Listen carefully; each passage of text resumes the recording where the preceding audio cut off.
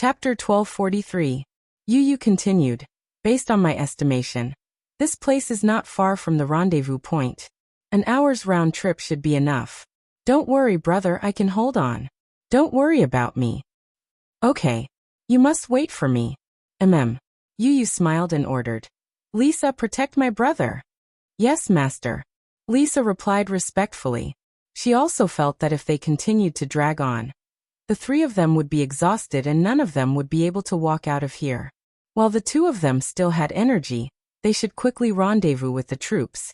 It was relatively safer for Yu Yu to stay here. Lisa said, Stay here and wait for me. Yu Yu nodded. Lisa turned around and continued on their way. Mui-chen was conflicted. However, it was indeed relatively safer for Yu Yu to stay here. His stamina was too weak. Mui-chen also knew that Lisa and he were on the verge of exhaustion. If they met with any accidents along the way, they would not be able to attend to them. Therefore, he gritted his teeth and looked at Yu Yu deeply before he turned around and followed them. Yu Yu closed his eyes and rested. At this moment, he was extremely exhausted.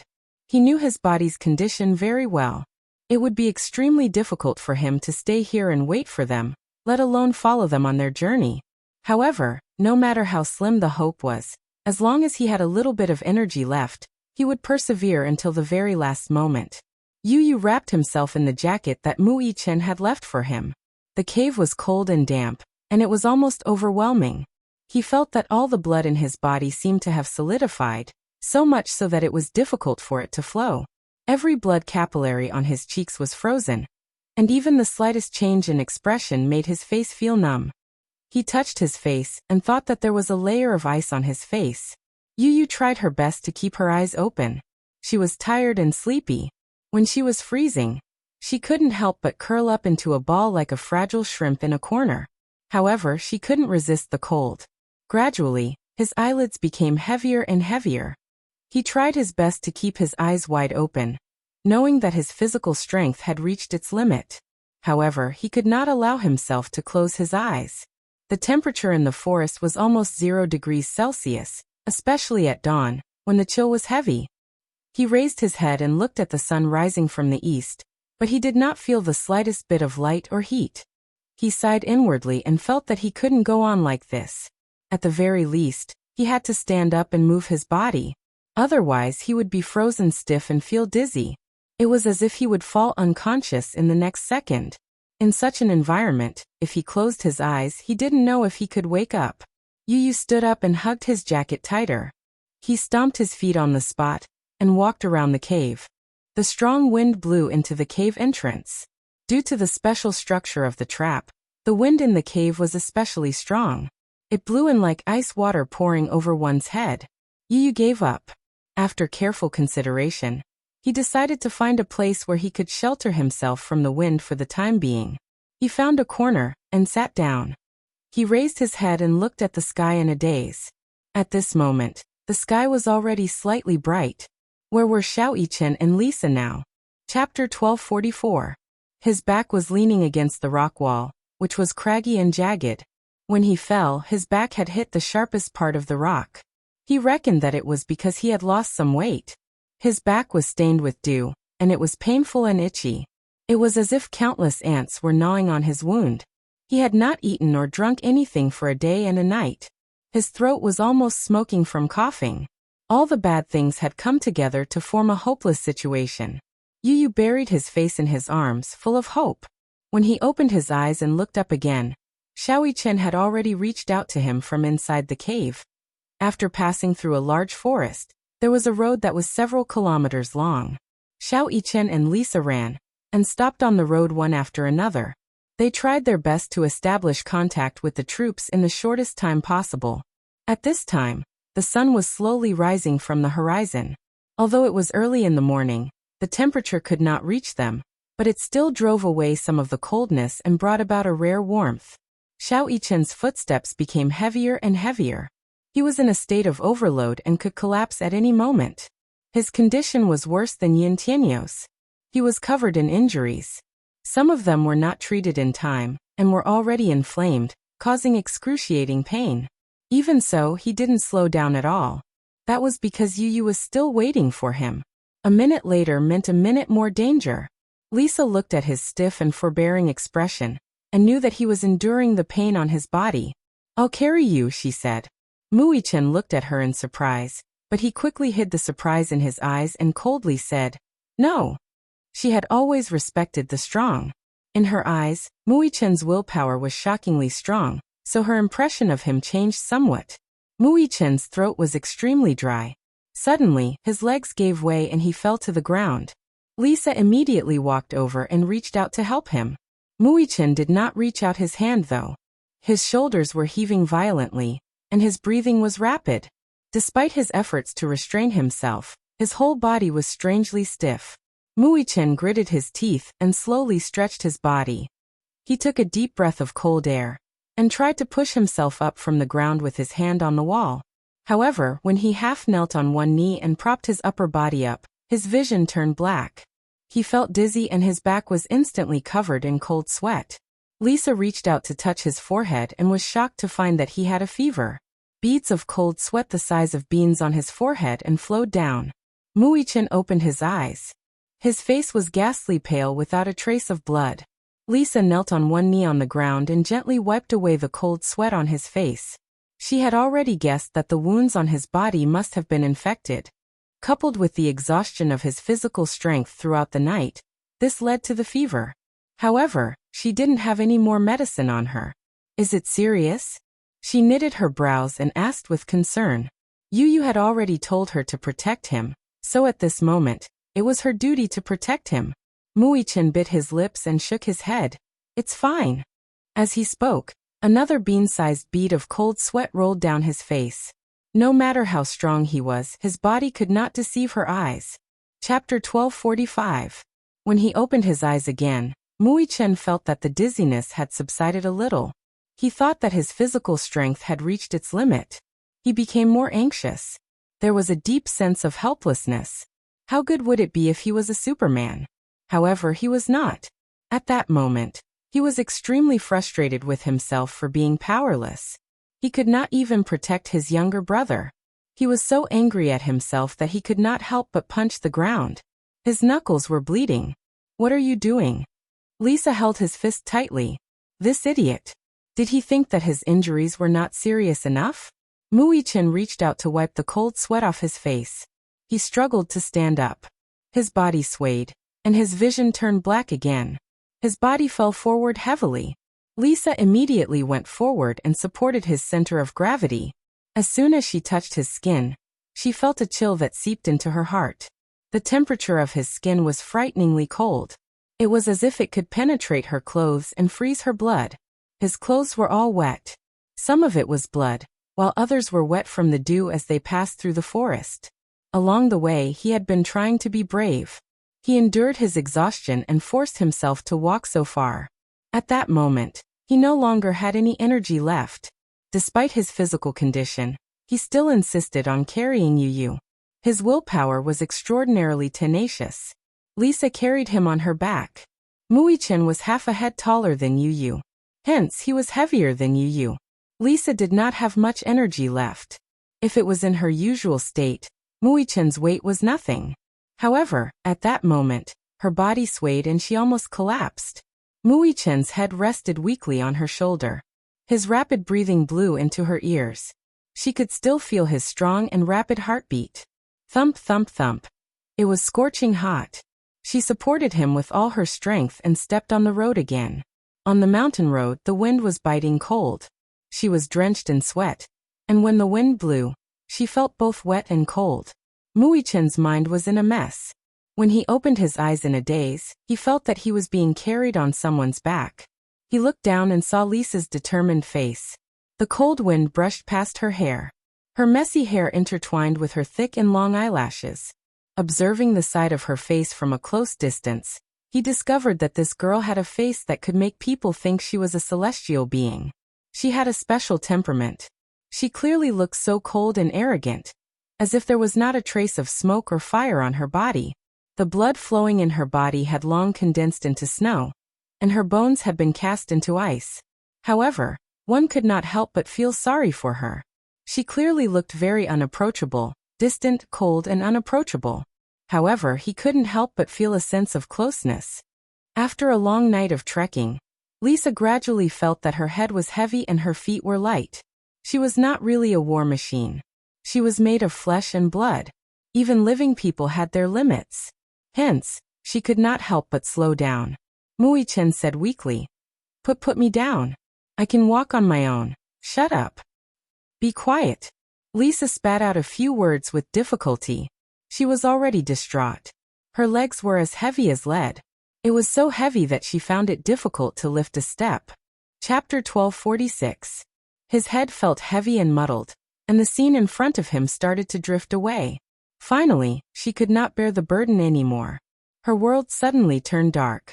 Just as she was about to collapse, she vaguely saw a troop rushing toward her from the edge of her blurry vision. Lisa squinted her eyes slightly and shook her head hard, trying to get rid of the confusion in her head. Only then did she get a clearer view. Leading the way was Vermilion Bird, who was fully armed. Walking beside her was Njia. As if a stream of energy had been injected into her body, she pulled herself together and walked toward Vermilion Bird with Mui-chen on her back. Vermilion Bird saw a girl carrying a child toward her at the end of the mountain road. Squinting her eyes and recognizing that the child was Lisa, she raised her hand. "It's Lisa. Luca, send someone to get her." "Yes." Luca immediately led his team and rushed over. Lisa tried her best to hold on until the last moment when Luca reached her. When his teammate picked up Xiaoyi-chen, her body swayed and she collapsed to the ground. "Lisa." Luca squatted down in shock and carried Lisa. "Oh." She opened her mouth and her eyelids fluttered a few times. Before she could say a word, she fainted. She had been holding on for so long.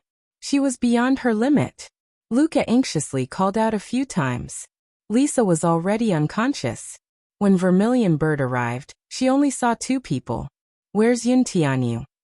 Luca shook his head in silence. There were only two children and one child missing. She frowned and put on her headset. "Command Center, this is Vermilion Bird. Please send Yin Tianyu's location." "Yes." The temporary command center immediately sent the location information to her laptop. In fact, she had originally planned to meet at the bridge, but when the person did not show up, she requested the command center to send Yin Tianyu's location.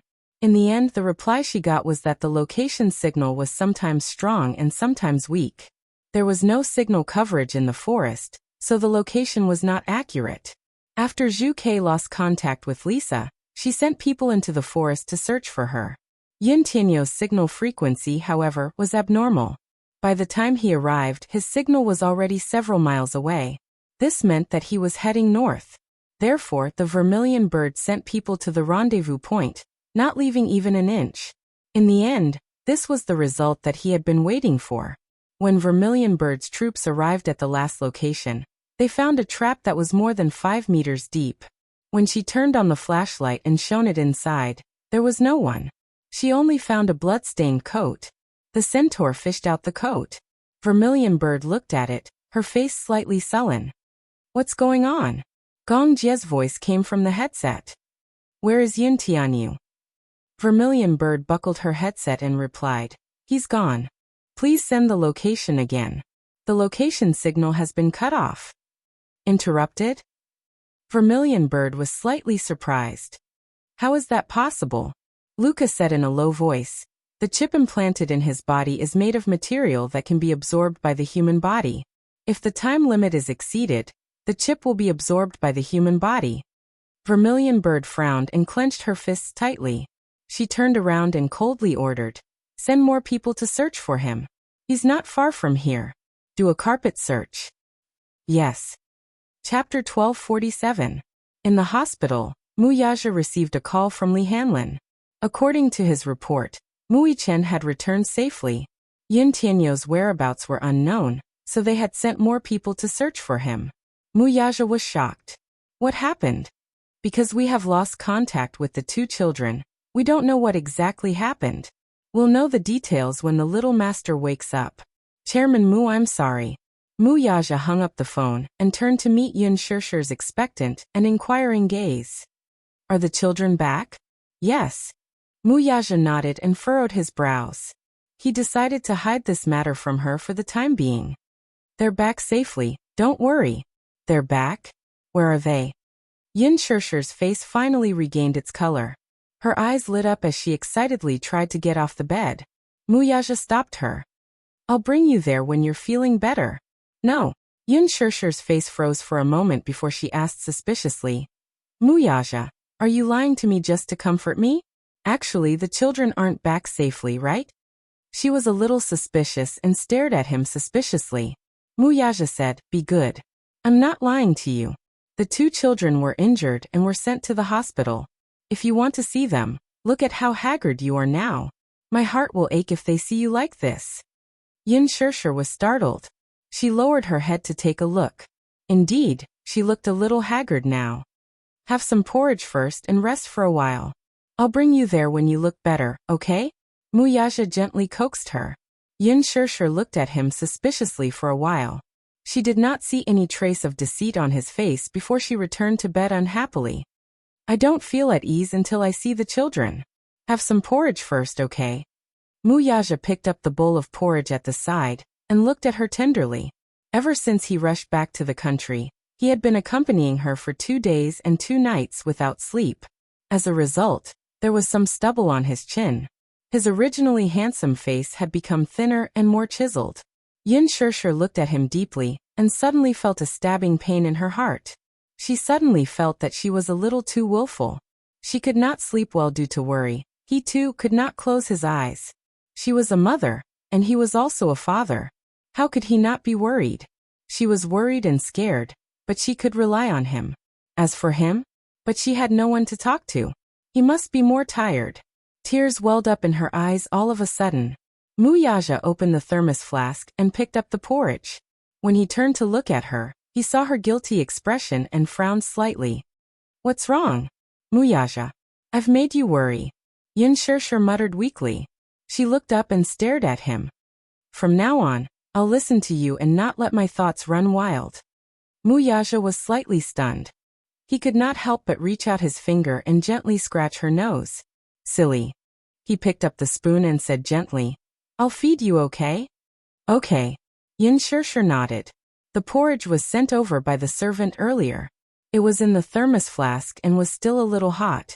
Chapter 1248. Yin Shirshir took a small bite and swallowed it.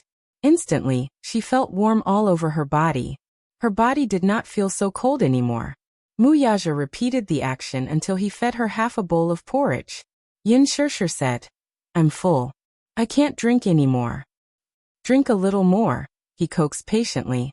She could not bear with him and drank a few more mouthfuls.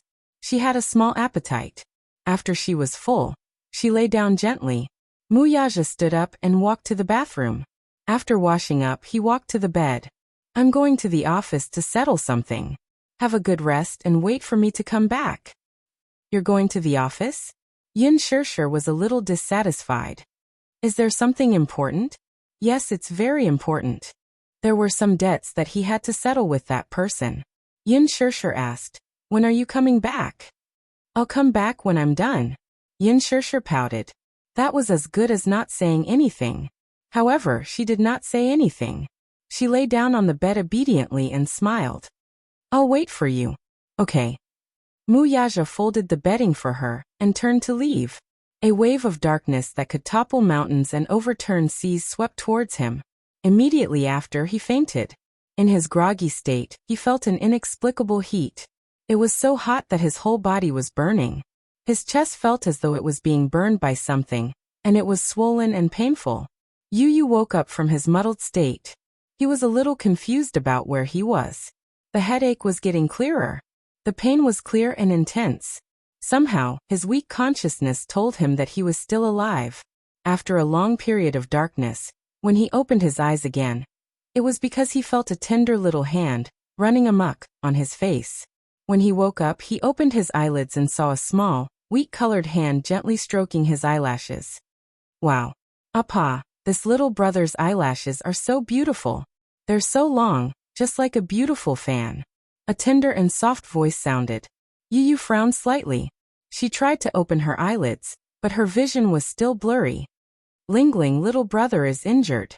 Move aside and don't disturb his rest. But Father Lingling didn't disturb little brother's rest. Father, why is little brother's skin so white? He looks like a child from the city.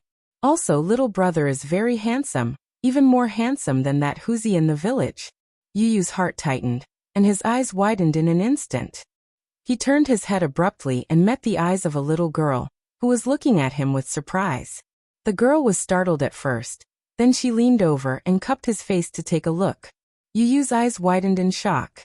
Seeing that he had woken up, a look of joy appeared on the little girl's face. Father, little brother is awake, little brother is awake. The little girl waved her hands happily and ran away. Yu Yu suddenly sat up on the bed. However, his movement was too big, and it affected the wound on his arm. He sucked in a breath of cold air, and gently covered his arm with his trembling hand. He turned his head and looked around. What entered his eyes was a slightly backward civilian hut. Chapter 1249. The floor was paved with green stone slabs. He was lying on a four-poster wooden bed. Where was this place? He remembered that he had fallen into a trap. After he fainted, he didn't know what had happened. When he woke up, why was he in a villager's house? Yu Yu lowered his head and looked at himself. He had changed into a new set of clothes. He didn't know where the clothes came from, but they looked a little rustic. They had been washed too many times and were a size too big. His wounds had been cleaned in time, replaced with gauze, and bandaged properly. Not long after, along with the sound of hurried footsteps, an adult man led the noisy little girl to the bedside. Seeing that she had finally woken up, his face was filled with relief, but at the same time, a trace of guilt appeared. Little boy, you're awake. It's good that you're awake. It's good that you're awake. Yu Yu was instantly on guard as he sized up the man in front of him. The man was slightly older. He had dark skin and a sturdy physique. He was wearing the same clothes that had been washed too many times, and his beard was unshaven. It was obvious that he didn't take care of himself and looked a little sloppy. However, his face was calm and honest, and his entire body emitted a simple and unadorned aura. As soon as he opened his mouth, his voice was thick and hoarse. It seemed that he must be a veteran smoker. He sat by the bedside. Yu Yu sensed the deep kindness in his eyes, and let down his guard. It was probably this man who had rescued him from the trap. It was also this man who had helped him bandage his wounds and change his clothes.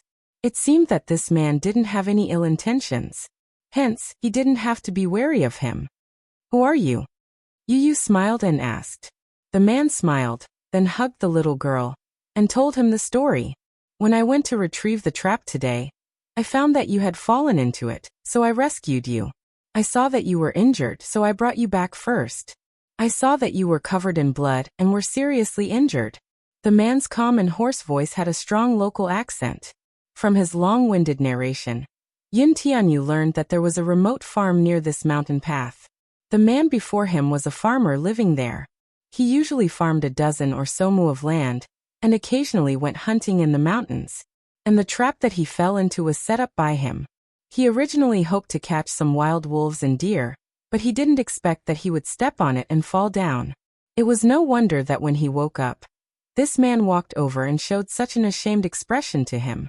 It was said that the farm here was called Anyang Village, a typical village in the city.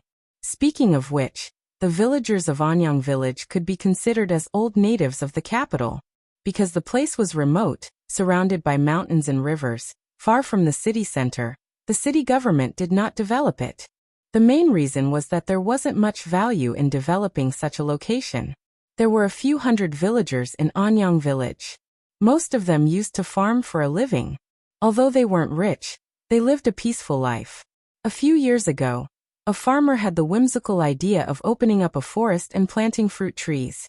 Unexpectedly, the harvest that year was good, so the villagers of Anyang Village started planting fruit trees one after another. When this man brought him back, it was said that it caused a stir in the village. Chapter 1250. Secondly, when the man brought him back, he was covered in blood, which attracted the attention of many villagers. Some of them felt sorry for him, so they sent him some old clothes. Little boy, why did you go to that forest? It's dangerous there. There are a lot of wild animals there. Where are you from? How did you end up here? The man fired a barrage of questions at him like a machine gun. He looked young, but he did not look like a country bumpkin. His clothes were expensive, and his skin was fair and tender. He was a typical child who grew up in the city. His daughter was envious. Girls love to look good, but growing up in the countryside, his skin was tanned and rough. Seeing Yu Yu's handsome face and fair skin, she was envious. While he was unconscious, she tirelessly leaned on the bed and sized him up. She would pick up his hand and look at it, and then she would fiddle with his eyelashes. She would never get tired of playing with them. The little girl yearned for life in the city. There were always idol dramas on TV. Her dream was to get into a city university when she grew up and live in the city. The little girl fell in love with Yin Tianyu at first sight. Although she was still young and had not reached the age of first awakening of love, she actually knew how to be shy when she looked at Yu Yu. Yu Yu felt that this family was quite warm-hearted and friendly to him. They were simple and honest, and did not seem to harbor any ill intentions toward him. Moreover, his wounds were cleaned, so he still had a good impression of the man in front of him. However, when the man asked about his identity, he did not say much and only said that he lived in the city. The man asked for his parents' numbers so that he could call them and send him home. Yu Yu gave him Li Hanlin's number. The man then left the little girl at home to look after him while he went to the village to make a call. This village was very remote, so the communication system was very outdated. Not every family had such an advanced and luxurious thing like a mobile phone, nor did they have a landline.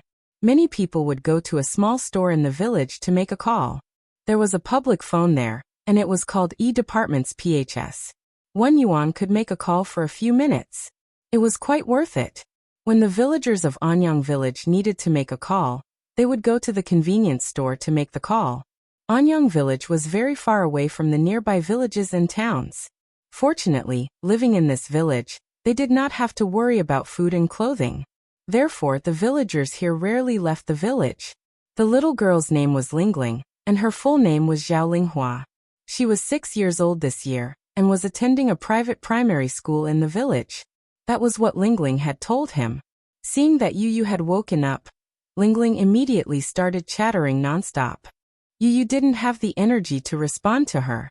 He just leaned on the bed quietly and waited for the man to finish the call. After contacting Li Hanlin, he waited for Li Hanlin to come and pick him up. Yu Yu's indifference did not dampen the little girl's enthusiasm. She talked to herself and did not feel lonely. Instead, she was very happy. This was understandable. Lingling had grown up in this village, and it was rare for her to see a child from the city. Naturally, she was filled with curiosity. Little brother, is the moon in the city big and round?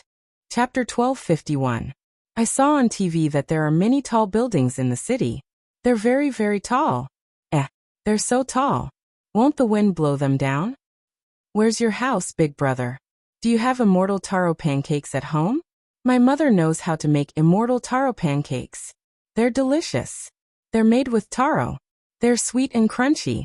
She became more and more excited as she spoke. She jumped off the bed and ran out of the door. No one knew what she was going to do.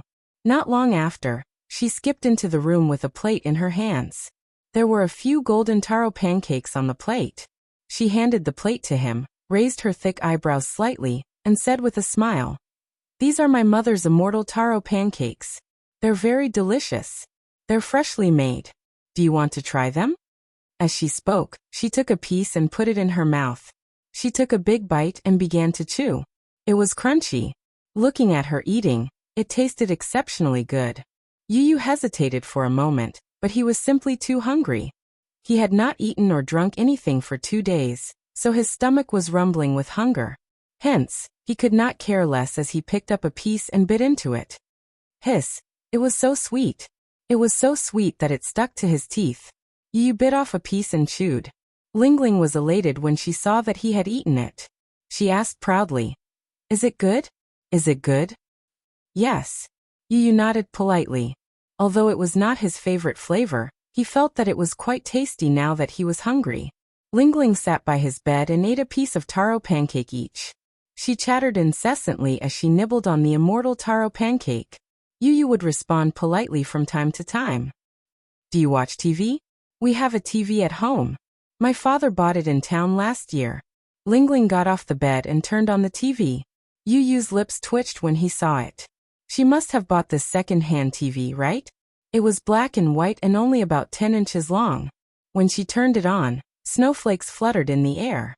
This type of TV had been phased out more than 10 years ago.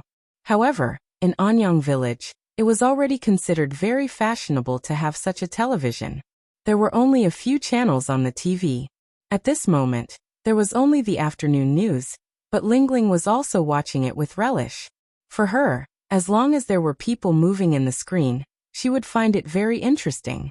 Not long after, the man hurried back, but he brought some bad news.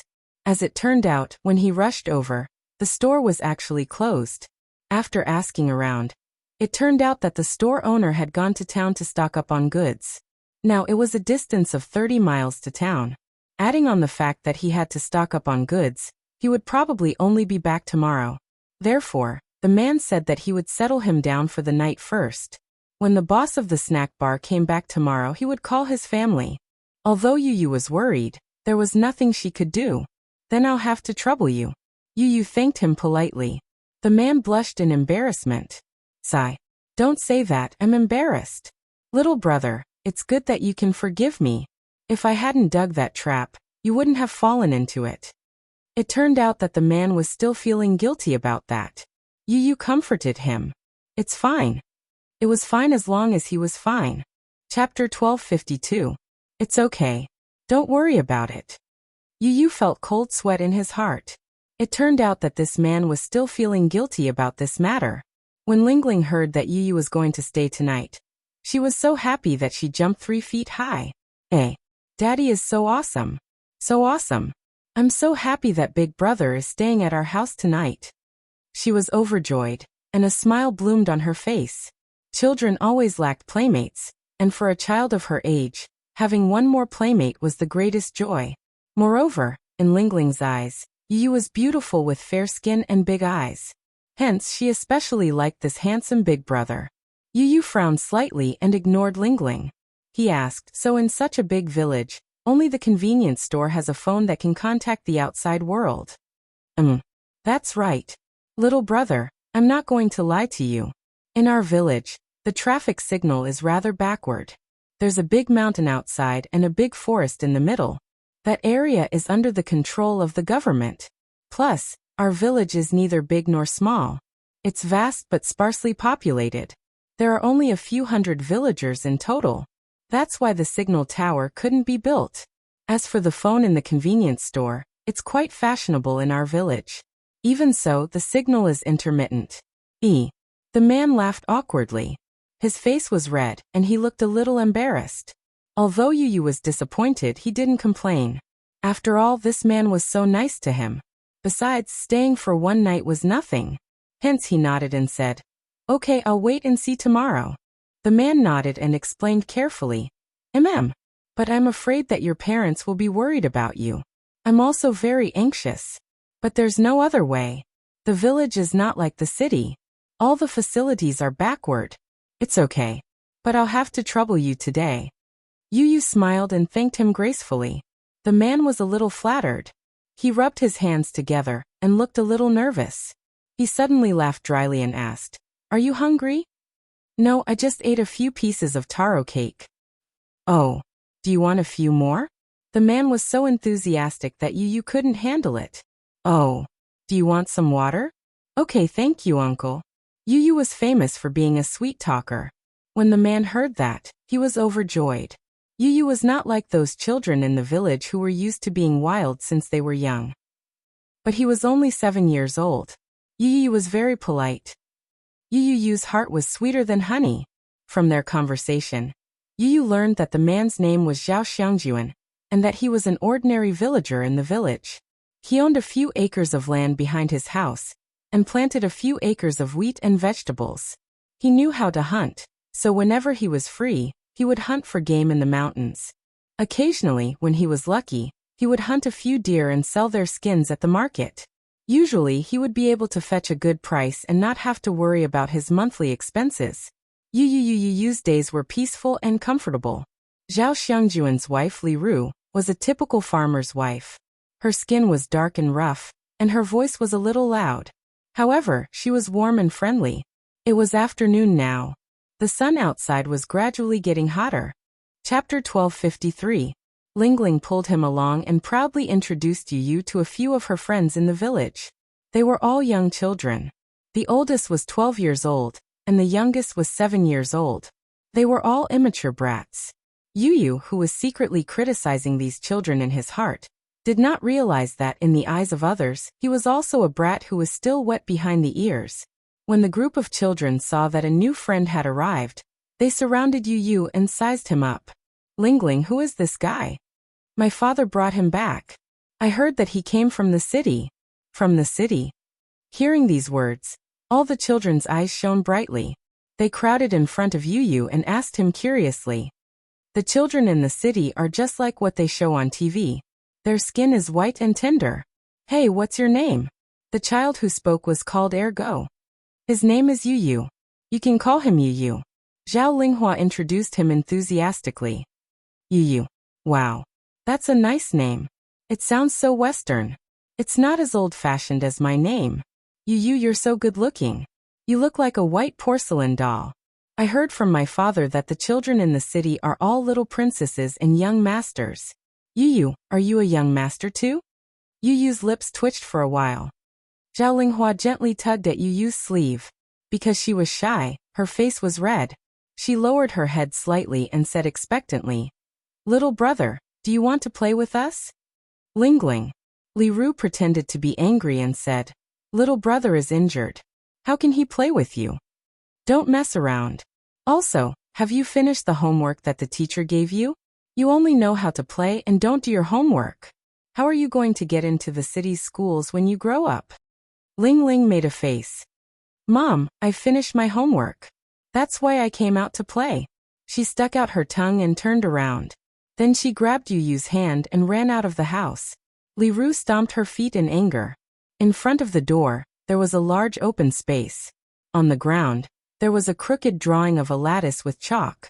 A little boy in dirty clothes was half squatting on the ground, fiddling with a small piece of tile. His pair of clear black and white eyes were fully focused in front of him.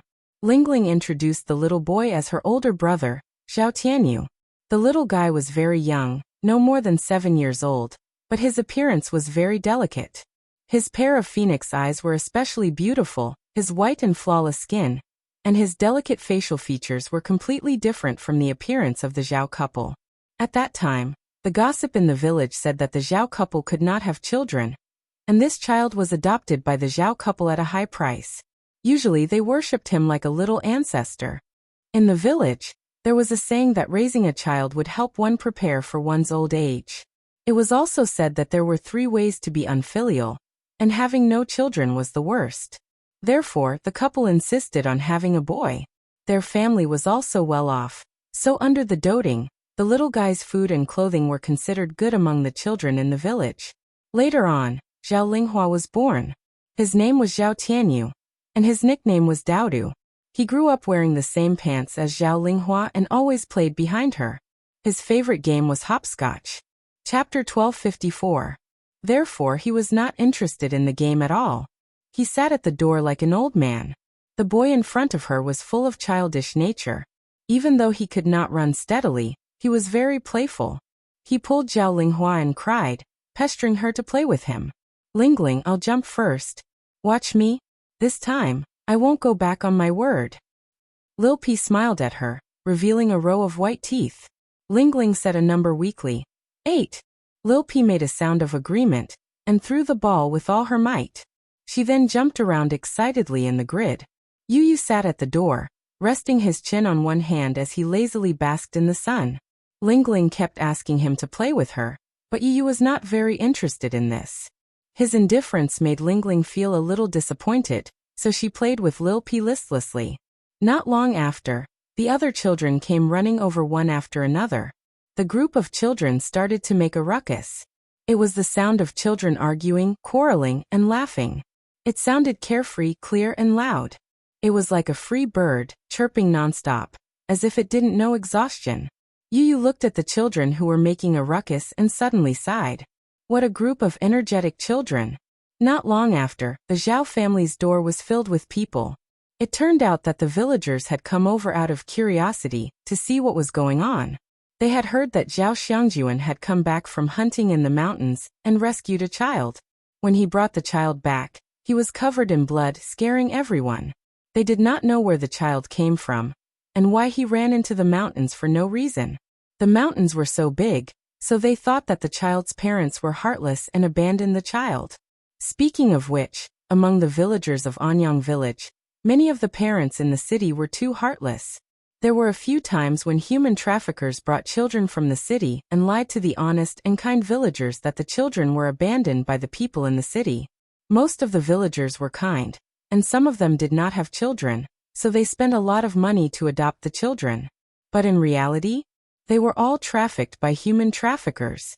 It was just that these villagers rarely interacted with the outside world, and were all natives. Therefore, word spread like wildfire. The villagers' impression of the people in the city was that they were rich and respectable. There was also no lack of heartless parents who didn't even want their own children and casually threw them away. Therefore, some people thought that Yu's parents abandoned her, so they asked, "Yu, do your parents abandon you? Is that why he threw you up the mountain?" "No," Yu answered honestly but did not say anything else. But when those people saw that it was a child, they teased him and pretended to be serious as they said, "You have been deceived. My parents definitely don't want you anymore. That's why I lost you. Do you want to come to my house and be my son?" Yu's face instantly darkened. She said word by word, "No." The woman's face stiffened. In fact, she really thought that Yu had been abandoned by a heartless couple in the city. Didn't she hear that the city was implementing family planning? So, she thought that they abandoned her and threw her into the mountains. Looking at Yu's handsome face, she was tempted. Chapter 1255. In this village, it was inevitable that people would gossip about her if she did not have a son. If she did not have a son, people would say that she had no descendants. Her husband and mother-in-law, on the other hand, would point at her and scold her for being a disappointment. Hence, she had been thinking of adopting a boy and letting him take care of them when they were old. "You can be my son. I'll take care of you and treat you well, okay? Come with Auntie." The woman felt embarrassed and tried to coax her again. Yu refused. "No." Lingling spread her arms in front of Yu and said, "Auntie Feng, even if Yu was abandoned by his parents, he'll stay at my house. He won't go to your house." Everyone laughed. A more sensible child said, "Auntie Feng, Yu is timid. Don't scare him." He then turned to Yu and Lingling. "Auntie Feng is just joking with you. Hehe." Yu was annoyed. He did not like it when the elders teased him like this. He was smart, so he could tell that this auntie was joking with him. Ordinary children would not be able to tell, and would be scared to tears. Lingling quickly chased after him when she saw him get up and leave. "Little brother, where are you going?" "I'm just walking around. Don't follow me." No, I'll walk with you, okay?" "Okay." Dishing Financial Group. The share transfer ceremony was supposed to take place at around 10 in the morning. However, due to Mu Linfeng's repeated delays, the meeting was delayed until the afternoon. In the CEO's office, Mu Yaja sat at the table, fiddling with a Zippo lighter in his hand. Beside him, Mu Linfeng sat on the sofa silently. Other than Mu Lianjue, all the major shareholders of Dishing Financial Group were present. The board of directors of Dishing Financial Group was mostly made up of internal members of the Mu family. Other than Mu Yaja, who held the most shares, Mu Linfeng and Mu Shumin were the second and third shareholders. Mu Shumin was Mu Sheng's first wife's daughter. According to seniority, Mu Yaja had to address her as little aunt. Due to her secret identity, Mu Shumin had a rather conspicuous position in the political world. Therefore, she had never participated in the board meetings of Disheng Financial Group, no matter how big or small. However, it was different this time. There was actually news that her nephew was transferring his shares to Mu Lianjue. When she found out about this from Mu Linfeng, she was the first to disagree. Before Mu Yaja arrived, Mu Linfeng had already briefed them on the matter. When they heard that Mu Yaja was willing to give up his shares of Dishing Financial Group for a woman, everyone's eyes widened in shock. They were taken aback because as bystanders, They knew very well that the man was only 27 years old. What exactly had he experienced in order to reach such a prominent position today? One must know that the Mu family's internal affairs were complicated and involved a lot of interests. Not counting the members of the main family, just the side branches of the Mu family alone had many outstanding people. To be able to reach such a level in such a big family was not as simple as shedding a layer of skin. To say that they fought until their heads bled was an understatement. Chapter 1256. It was not because of anything else but Mu Yaja's capabilities. Despite his young age, he already had extraordinary capabilities. Moreover, he had the support of Mu Sheng, the head of the family, and his second uncle Mu Linfeng. That was why he could reach where he was today. It was like an emperor in ancient times who had conquered thousands of miles of land. But now, he had to give up his imperial power for a woman. How could they not be shocked?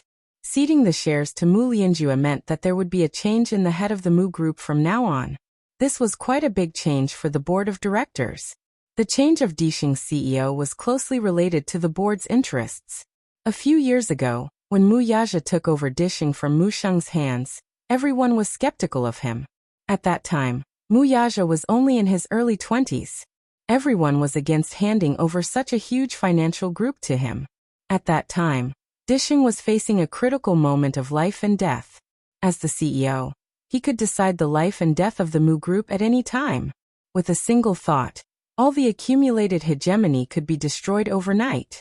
The board of directors urgently needed a wise monarch to lead the financial group in the right direction. Mu Yaja had just taken office for a few days, and a few shareholders on the board of directors had made things difficult for him. They thought that he was inexperienced and could not perfectly help Dixing overcome its crisis. However, a year later, Mu Yaja gave the board of directors a perfect answer. He proved to them that not only could he do it, but he could also do it well.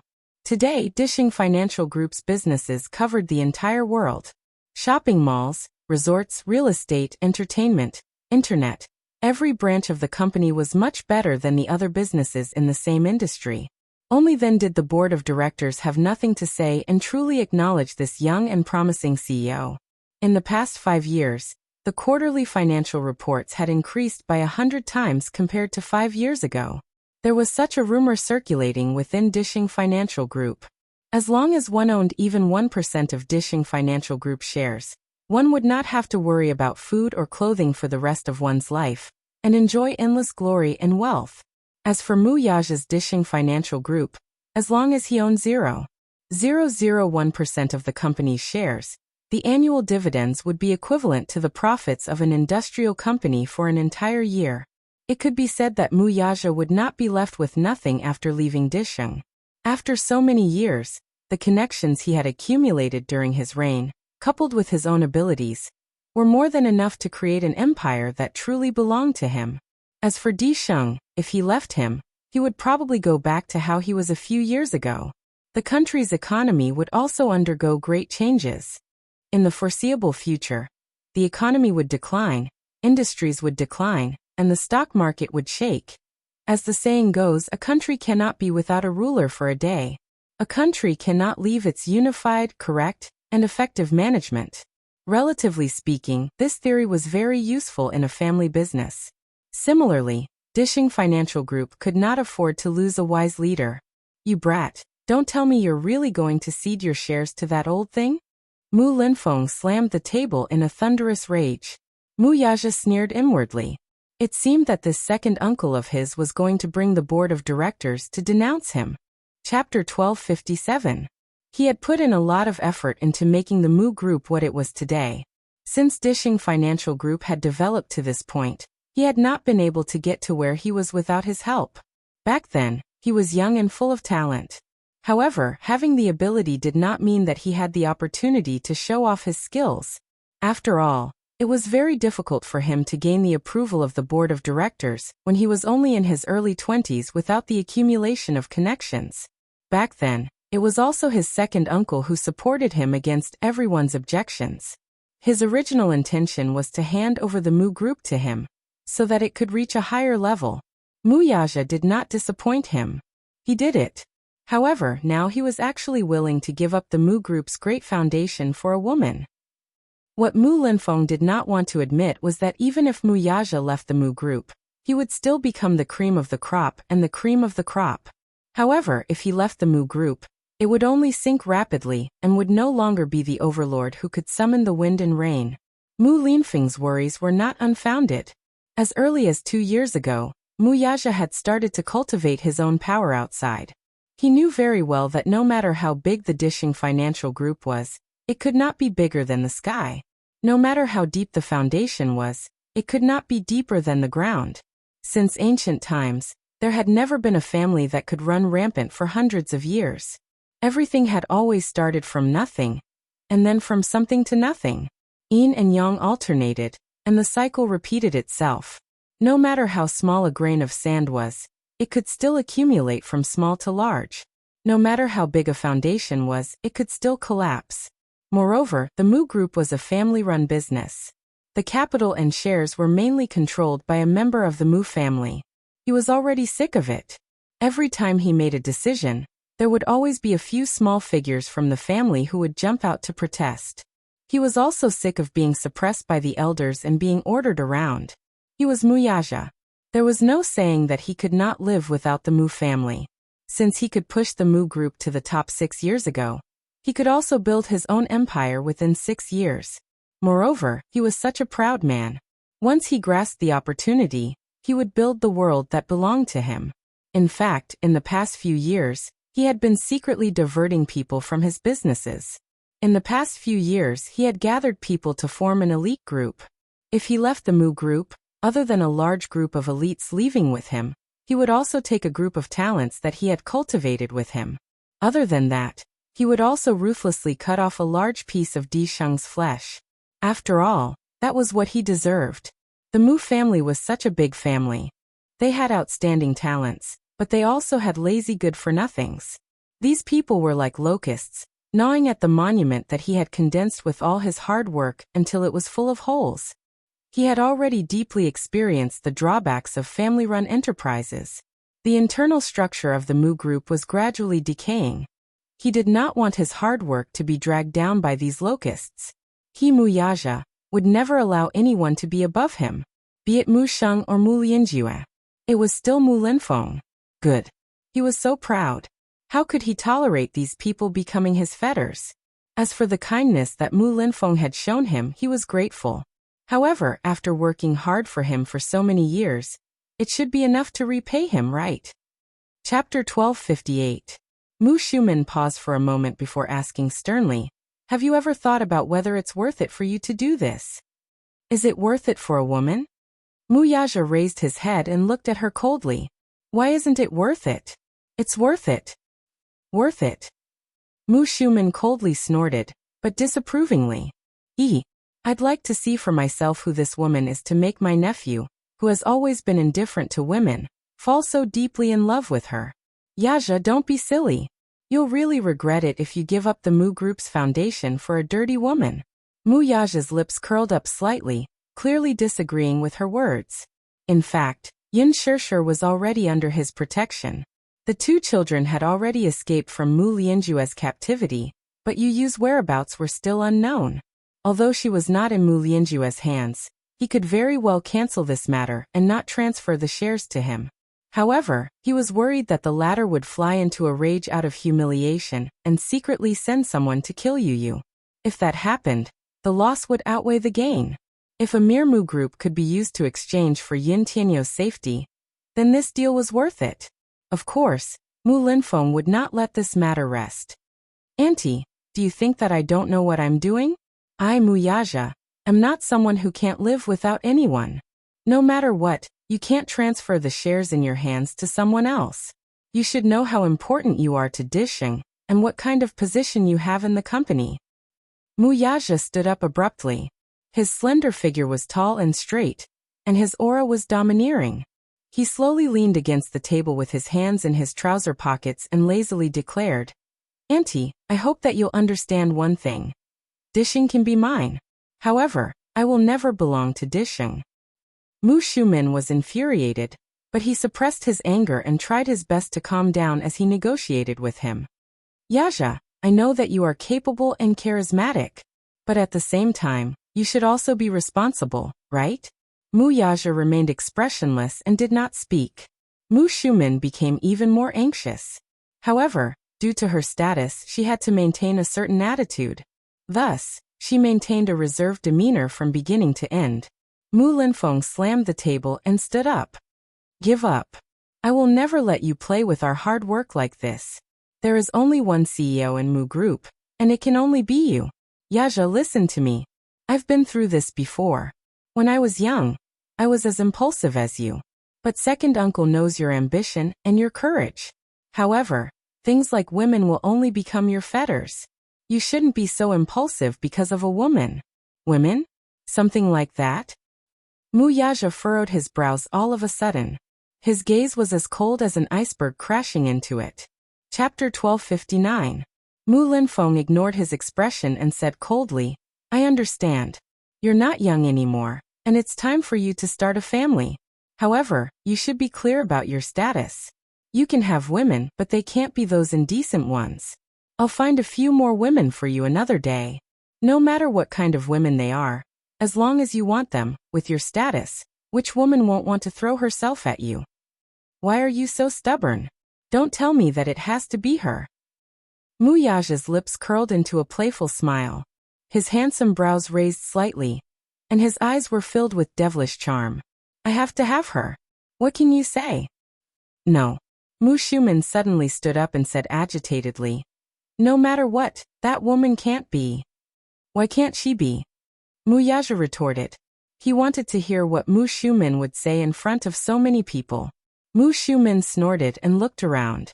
Before he could say anything, he put on the airs of an elder and a superior, and raised his head high.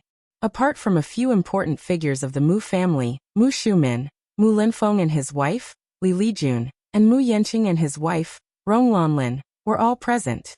The remaining members of the Mu family were the fans of these people. At most, they were here to show their support. If they were asked to speak, they would not dare to do so at all. In front of Mu Yaja, they would not dare to act rashly no matter what. However, just Mu Shumin and Mu Linfeng alone were more difficult to deal with. Their seniority was much higher than his. Back then, Mu Sheng had been looking forward to Mu Wanru marrying into the family. Mu Shumin and Mu Linfeng stood on the same side and were against it. The main reason why Mu Wanru could not marry him was because of their repeated opposition. Speaking of which, these two people had a lot of power, and they were currently the two biggest obstacles in front of him. He admitted that Mu Linfeng had indeed promoted and helped him. He had even saved him from dire straits. Back then, as the legitimate grandson of the main wife, he had outstanding ability, and was the most likely candidate for the successor. Thus, after his parents passed away one after another, he was all alone in the Mu family and treaded on thin ice. It was Mu Linfeng who took him away and gave him a superior environment to grow up in. For this he was grateful. He was a sentimental person. At the same time, he was also a person who knew how to be grateful. It was precisely because of this that he did not do so even though he had so many opportunities to transfer Mu Group's assets to his own name.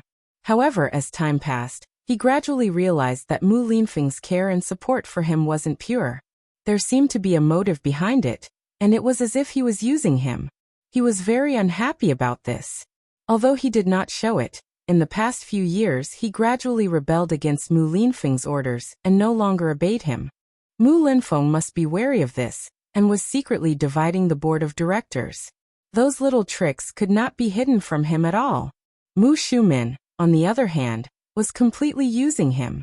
In fact, she could not wait for Mu Yaja to abdicate his position. If he transferred his shares to her, she would have nothing to say. Chapter 1260. Mu Shumin's original intention was for Mu Yaja to be the head of the family for a few years while secretly carving up the family's assets.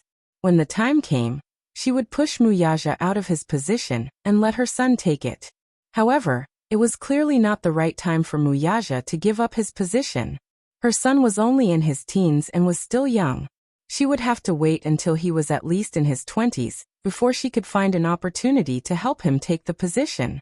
She was born from a concubine and did not have much status in the family. However, she had inherited her mother's beauty. She served in the military when she was young and married into a prestigious family when she was in her 20s.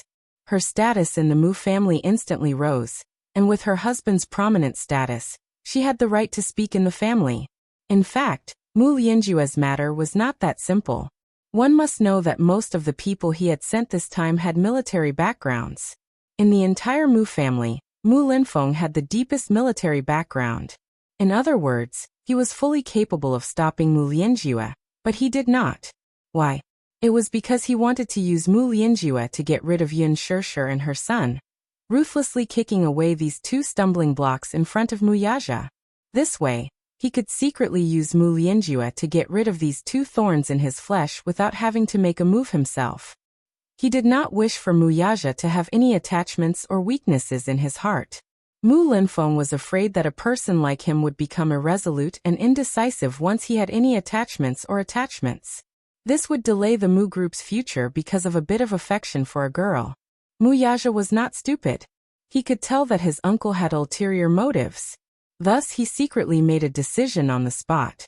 It seemed that there was no need to be merciful to these people anymore. He would not transfer his shares. However, he would not be merciful to them anymore, either. Mu Shumen sized up his expression, and suddenly sneered. Yaja, it's not that I want to nag at you, but you can play with women, but you should also judge the situation and size up the situation. No matter what, you can't cross the line or go overboard. You should be clear of the Mu family's rules. Since when did you set your eyes on a woman with a dubious background in the entertainment industry? In my eyes, you've always been a child with good taste. Some women can't be touched. I know the entertainment industry well. Women who can make a name for themselves must be unrestrained behind the scenes. I've heard of Yun Shishir's name before. She's not a clean woman. Listen to Auntie's advice. Stay away from this kind of woman. Play with other women. Play. Mu Yaja coldly tugged at the corner of his lips as his eyes turned frosty. Auntie, you're mistaken about something. He was serious when it came to Yun Shishir. He was not just playing around with her. Mu Shumen was surprised to hear that. What is it? Speaking of which, I happen to have something to announce to the few elders. Mu Yaja suddenly turned around and sat down on the sofa. Facing the few important figures of the Mu family, he announced. Previously, the Mu group announced a media conference, but due to some unforeseen circumstances, it has been postponed again and again. After this is over, regardless of whether I'm the CEO of the Mu group or not, I will announce my marriage at this media conference. Marriage announcement? Chapter 1261. Mu Shumen widened her eyes in shock. Who are you planning to announce your marriage to? She suddenly guessed something. Don't tell me it's that Yun Shishir? Yes, I've decided to announce my marriage to her. He crossed his legs elegantly, and his domineering aura swept through every corner of the office. Mu Yaja coldly swept his gaze across the room and said in a cold voice, I know this is a sudden announcement, so I'm informing all of you first. No way. Mu Shumen was the first to stand up and reject him, sizing him up in disbelief. Her face, however, was filled with unconcealable disappointment and heartache. She initially thought that her nephew was just toying with that woman, but even if it was just a game, she would not allow it. She did not expect him to say something so shocking, saying that he would announce his marriage to her at a media conference. This news was too shocking. That kind of woman will never be able to step into the Mu family's doorstep. Yaja, are you crazy? If you marry that woman, what will the outside world think of us? I heard that she's the woman who was your surrogate 6 years ago. I also heard that she gave birth to 2 children back then, and in the past 6 years, she secretly hid one of them. This is clearly a conspiracy. To think that you're so smart. Can't you see that she's planning to use her son as a bargaining chip to marry into the Mu family? She should take a look at her status and see if she's worthy of the title of the Mu family's young mistress. That kind of woman isn't even fit to carry my shoes. Mu Shumen knitted her delicate brows. Her heavily made-up face was filled with disdain and contempt. She had always been prejudiced against women in the entertainment industry. She always felt that they were dirty and cheap, and that they would do anything to climb the social ladder. Therefore, in her eyes, Yun Shishir was the same. Mu Linfeng's face darkened as he expressionlessly said, Yaja, Second uncle should also think that you should start your own family at your age. However, I'm also opposed to this woman marrying into the family. Second uncle's attitude is clear. As long as I'm still alive, I won't allow her to take a step into the Mu family. His tone was firm and unyielding, leaving no room for rebuttal. Mu Yaja scanned the crowd's disapproving looks and sat up straight expressionlessly. His languid posture resembled that of an elegant emperor. His expression was leisurely and indifferent as he slowly parted his thin lips. Announcing my marriage to all of you is out of respect for all of you. I'm just informing the elders of the Mu family. It doesn't mean that you have the right to stop or interfere. Have the right to interfere? I'm your aunt. As your elder, don't I have the right to ask about your marriage? Chapter 1262. I dote on you, so I can't just watch you marry a slut. Can you understand Auntie's good intentions? Besides, this woman wants to use the child to blackmail you. Dream on. I'll put it this way. Muichen's child will be acknowledged by the Muse. However, we won't acknowledge Yin Shirshir's son. She can forget about bringing that little b*st*rd into the Muse house. Little b*st*rd? Mu Yaja narrowed his eyes dangerously. Mu Shuman was startled. She was well aware that she had been too agitated. So much so that she had blurted out some words without thinking. She was extremely vexed for a moment. So, she fiercely bit her red lips and stopped talking. Mu Linfeng glared at her angrily too. She called Yin Tianyu a little b*st*road. Was she not insulting the Mu family? No matter how useless Yin Tianyu was, the blood of the Mu family still flowed in his veins. Mu Yaja smiled and retorted coldly. What's wrong, Auntie? I'm the one marrying her. It's not up to you to worry about my woman, is it? How is it not up to me to worry? Mu Shuman's tone turned sharp when she saw the sarcasm in his words. Yaja, oh Yaja, I think you're getting more and more. How dare you say such disgraceful words? Are you blind? You don't want a good woman, but you want a shady woman. You can afford to lose face, but the Muse can't. It's fine if you don't do something stupid, but you implicate the rest of the family. They can't even raise their heads after you. Dixing's CEO is actually marrying a showbiz actress as his wife. Just thinking about it makes me blush. As Mu Shuman spoke, she sneered and said, Moreover, why don't you think about your current status?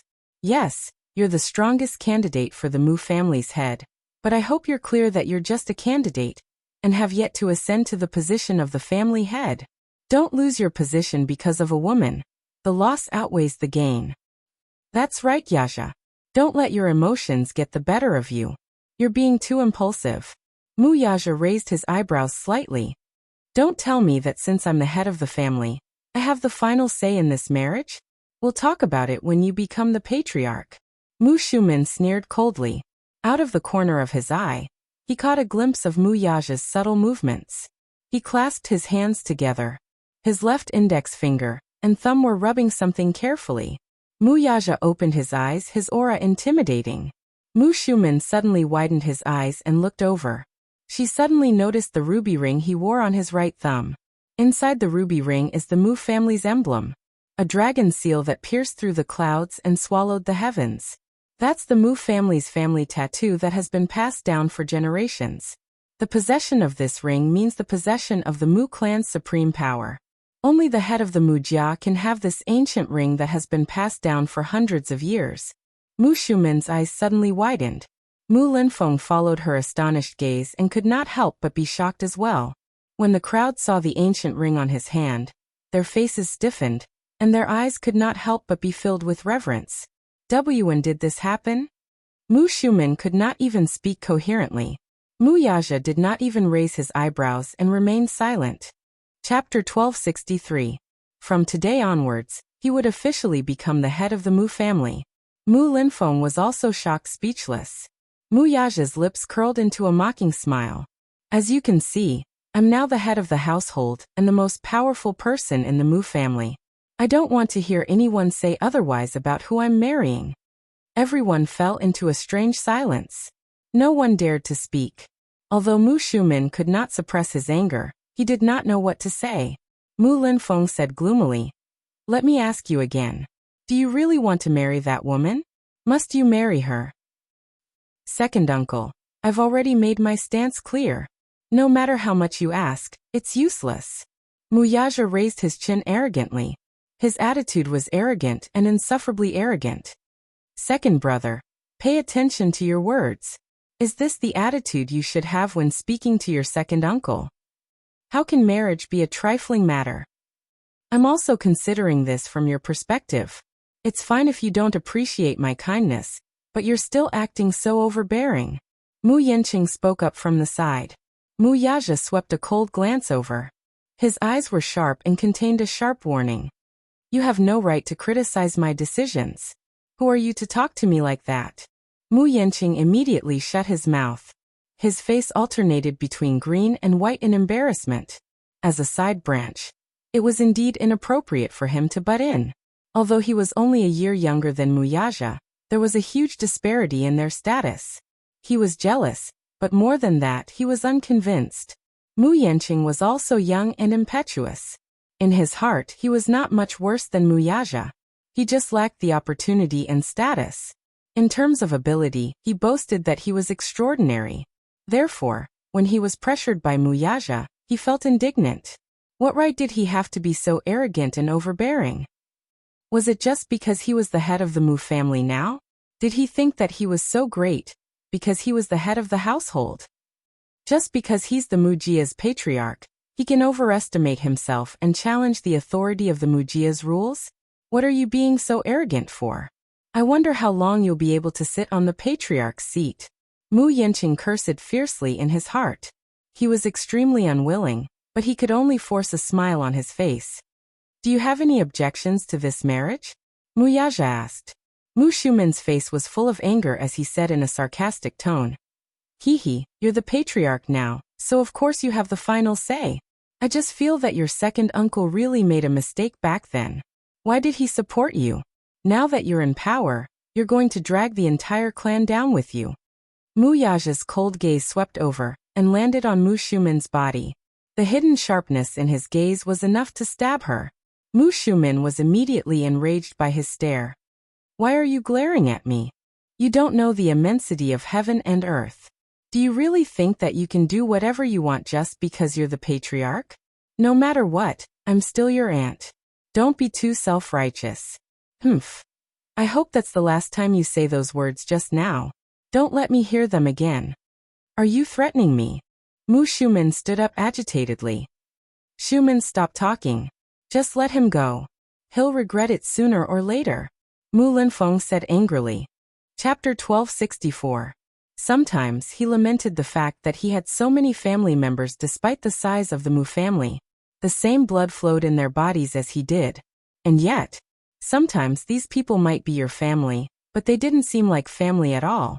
Everyone here seemed concerned on the surface, but in reality, they couldn't wait to find a suitable opportunity to force him to abdicate. In a family where fame and fortune were the most important things, there was no need to talk about kinship. Since they didn't give him any face, it was ridiculous to expect him to care about kinship. Muyaja said coldly, Second uncle, I've never regretted my decisions. I thought you knew me well enough. Mu Linfeng scoffed. He was clearly so angry that he could not speak. Mu Shumen said from the side. Then what about the upcoming board meeting? Are you really going to transfer your shares to your fourth uncle? As long as second uncle promises me one thing, I'll cancel the shareholders' meeting. What is it? Muyaja's voice deepened. Keep your subordinates in check. Since when can an outsider order the people in the capital military district around as he pleases? Mu Linfeng's heart skipped a beat as he exchanged glances with his nephew. He understood that his nephew had seen through his intentions. Immediately, he sneered and nodded. Good. I promise you. Then I still have something to do, so I'll take my leave first. Cancel the shareholders' meeting. And I'll leave fourth uncle's matter to you, second uncle. I don't want things to escalate to the point where I have to resort to my own means to deal with it. Muyaja stood up and walked to the door. Suddenly, he stopped and turned around slowly. However, I still have something to warn you all. He turned around and swept his gaze across the crowd as he enunciated each and every word clearly. If anyone dares to lay a finger on them under my nose, Don't blame me for being rude. With that, he strode away without looking back.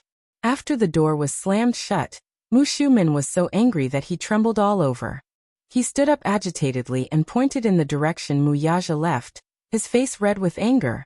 Mu Linfeng sat at the side in silence. Mu Yaja, on the other hand, had thoroughly disappointed him. This brat, it seems that after becoming the Mujia's patriarch, he doesn't know the immensity of heaven and earth. His wings have hardened, and he has the ability to fly. A few senior people sat at the side with cold faces, causing the temperature in the huge office to drop to the extreme in an instant. Mu Yanqing was so angry that his face turned white. After being humiliated by Mu Yaja just now, it was hard for him to vent his anger. He turned to accuse Mu Linfeng. Second uncle, I don't mean to say anything bad about him, but this brat is too disrespectful. That's right. Yaja's performance today was truly chilling. Previously, because second brother had promoted him, I had always thought highly of him. Why is it that now, her temperament is quite unreasonable? This woman is really a scourge if we leave her alive. Second uncle, look, some time ago, he actually went to the Song family to seek revenge for this woman. Now that the Song family is here to complain, where is the Mu family's face? Sigh, that woman really has some tricks up her sleeves. I don't know what she's capable of, but she's actually leading him by the nose. What a scourge. Chapter 1265. What should we do now? Don't tell me we're really going to let Yaja marry that woman. That's one more thing to do. The Mu family has always been in favor of marriage between families of equal social status. That woman isn't of equal social status, and she's not even chaste. Is she even worthy? Mu Xiumin snorted at his uncle. Second brother, what do you say? Are you really going to watch him fool around and not do anything about it? What can I do? I've already said and tried to stop him, but he just won't listen. What's the use of that?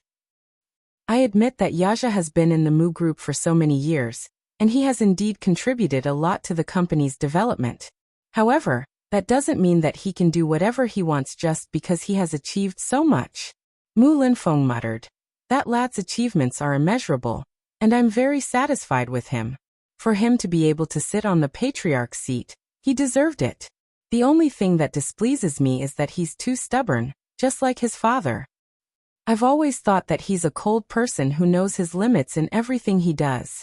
I just didn't expect him to lose his sense of direction after falling in love. That woman seems to be someone who can't be underestimated. To be able to charm that lad to such an extent, he. Mu Linfeng sneered. Young man, it's not good to be too arrogant. You'll eventually lose out in the vanity field. Yaja is arrogant by nature. He's a little too arrogant. Mu Linfeng interrupted these people's condemnation. However, that lad's capability is obvious to all. Who doesn't make mistakes in their life? Who can pat their chest and say that they've never made a mistake in their life? Forget it. Forget it. Mu Xiumin was a little agitated. Second brother. What do you mean by forget it? Are you really not going to do anything about this? Now's not the time. Yin Shirshir, that woman must not be left alive. I'll deal with her sooner or later, but now's not the time. What do you mean? Everyone was confused. Mu Linfeng said casually. Since he insists on marrying her, we can only smooth things over. After a while, I'll arrange a clean identity for her, so that people won't laugh at the Mu family. This was the only thing he could do. Mu Xiumin was so angry that his blood boiled. Clearly, he could not accept Mu Linfeng's decision. I don't agree. Xiumin, listen to me. Mu Linfeng's tone was unyielding. Mu Xiumin had no choice but to swallow his protest and remain silent. Mu Yanqing said from the side. Humph, second uncle, sometimes you're really biased. How is second brother better than me? If you had supported me in the past, I would have obeyed your orders, no matter how big or small, like an imperial edict. I wouldn't have disobeyed you in the slightest. Look at him now, he's actually giving you face. How infuriating. Anger flashed across Mu Linfeng's face as he coldly rebuked. How dare you? It's not up to you to judge what I do. You still have the cheek to say that. Since you were young, second uncle has never mistreated you. What did you do though? You keep saying that you're not inferior to him in any way. What about the reality? The difference between you and Yaja isn't just a little bit. Yaja is more capable and outstanding than you. If you were half as capable as him, you wouldn't be like this now. Humph. Isn't it because he's the legitimate son, and I'm a concubine's son? Mu Yanqing grumbled, feeling wronged. Chapter 1266. Yaja is still young. Sometimes, he doesn't know any better and will inevitably take the wrong path. I'll try to persuade him when the time comes. If it really doesn't work, we'll come up with another plan. Shumin, what you said today was too extreme. It won't do you any good to anger him. He paused for a moment before saying with a frown, I know what he's capable of doing. That's why you should know your limits when you speak to him in the future. Got it, second brother. Mu Shumin reluctantly agreed. After that, Mu Linfeng made a call to the military. Mu Lianjue's men were all deployed from the military. In other words, his every move was under his nose. He was aware of this matter, but he did not do anything because, as Mu Yaja had expected, he wanted to use his brother to get rid of Yun Shirshir, who was in his way. Unexpectedly, Mu Yaja's attitude toward this was unexpectedly firm. He had no choice but to stop. With a call from him, the people in the military immediately obeyed the imperial edict and withdrew all their men. When Mu Lianjue learned of this matter, he knew that the situation was hopeless, but he was indignant. Hence, while the men in the military district were sent back, the assassins he had sent out were still on their way. He had no intention of calling them back. Mu Yaja had caused him to suffer greatly, so he had to give him a taste of his own medicine. The sky gradually darkened. Yu Yu sat on the mountaintop, bored to death. Zhao Linghua was still chattering in his ear, but he chose to automatically block her. She did not seem to have any intention of stopping. Yu Yu finally could not hold it in any longer. Aren't you tired? What? Aren't you tired of talking all the time? She stuck her tongue out and smiled. Now that you mention it, I'm a little thirsty. Thus she pulled his hand. Let's go. I'll bring you to quench your thirst. Yu Yu was reluctant, but she was too strong for him to do so. She jogged happily with him and came to a mountain pass. Walking down a long flight of stone steps, Yu Yu suddenly saw a jade-green color. His curiosity was piqued. He raised his head and looked around. At the foot of the mountain, there was a green mountain spring. It was a natural spring. At a glance, it was green and clear, so clear that the bottom could be seen. Let me tell you a secret. The spring water here is called Holy Mother Spring. The spring water is very, very sweet. You can drink it directly. Every household in the village drinks the water from here. Yu Yu was surprised. You can drink it directly? He couldn't be blamed for feeling strange. Nowadays, in the city, the pollution was getting worse day by day. Not to mention the spring water, even the small rivers were horribly polluted, and the stench was overwhelming. Although the government had spent a lot of money to clean up the environment, there were no results. The smog was getting heavier and heavier. The river water was also getting more and more turbid. In his entire life, this was the first time he had seen a spring that was so clear and green. Lingling walked to the side of the spring, scooped up a handful of spring water, leaned her face in, and drank a big mouthful. When Yu Yu saw this, he imitated her and scooped up a handful of water to taste. It was indeed sweet. Isn't it very sweet? Lingling asked triumphantly. Yu Yu nodded and drank a few more mouthfuls. Apart from the sweetness, the spring water slid down his throat. That taste was very satisfying. Chapter 1267. Let's go. It's getting late. Let's go back for dinner. Yu Yu could not help sighing inwardly. Time was passing so slowly. He wished that tomorrow would arrive sooner so that he could contact his family and return home as soon as possible. It would be great if he could grow a pair of wings. He could then fly back to his mommy's side. As he lamented, Yu Yu and Lingling returned to the Zhao family's house. Dinner was ready. Yu Yu glanced at the table. The dishes were simple and plain, but they were all homegrown vegetables and rice. Sometimes he envied such a peaceful and simple life. Yu Yu lamented again. After thanking Zhao Xiangjuan and Li Ru, he picked up his bowl. His eating posture was so elegant that it was truly astounding. Li Ru could not help praising. Ajun, look, the children in the city are indeed different. Look at his eating posture. He's just like a young master, So elegant and polite. With that, she did not forget to admonish Lingling and Daodu. Look at you two. You should learn more from him. Lingling stuck out her tongue indignantly and buried her head in eating. After finishing his meal, Yu put down his bowl and chopsticks and thanked them again. Thank you, Uncle and Auntie, for preparing such a delicious dinner for me. I'll remember your kindness when I get home. Hey child, why are you being so polite? Li Ru's heart was filled with sweetness when she heard this. Yin Tianyu was serious about this though. His mommy had taught him since he was young that he should remember the kindness of a drop of water. When he got home, he would think of a way to repay this family handsomely. At night, there were only a few small rooms in the Zhao family's house. Usually, Daodu and Lingling slept on the same bed.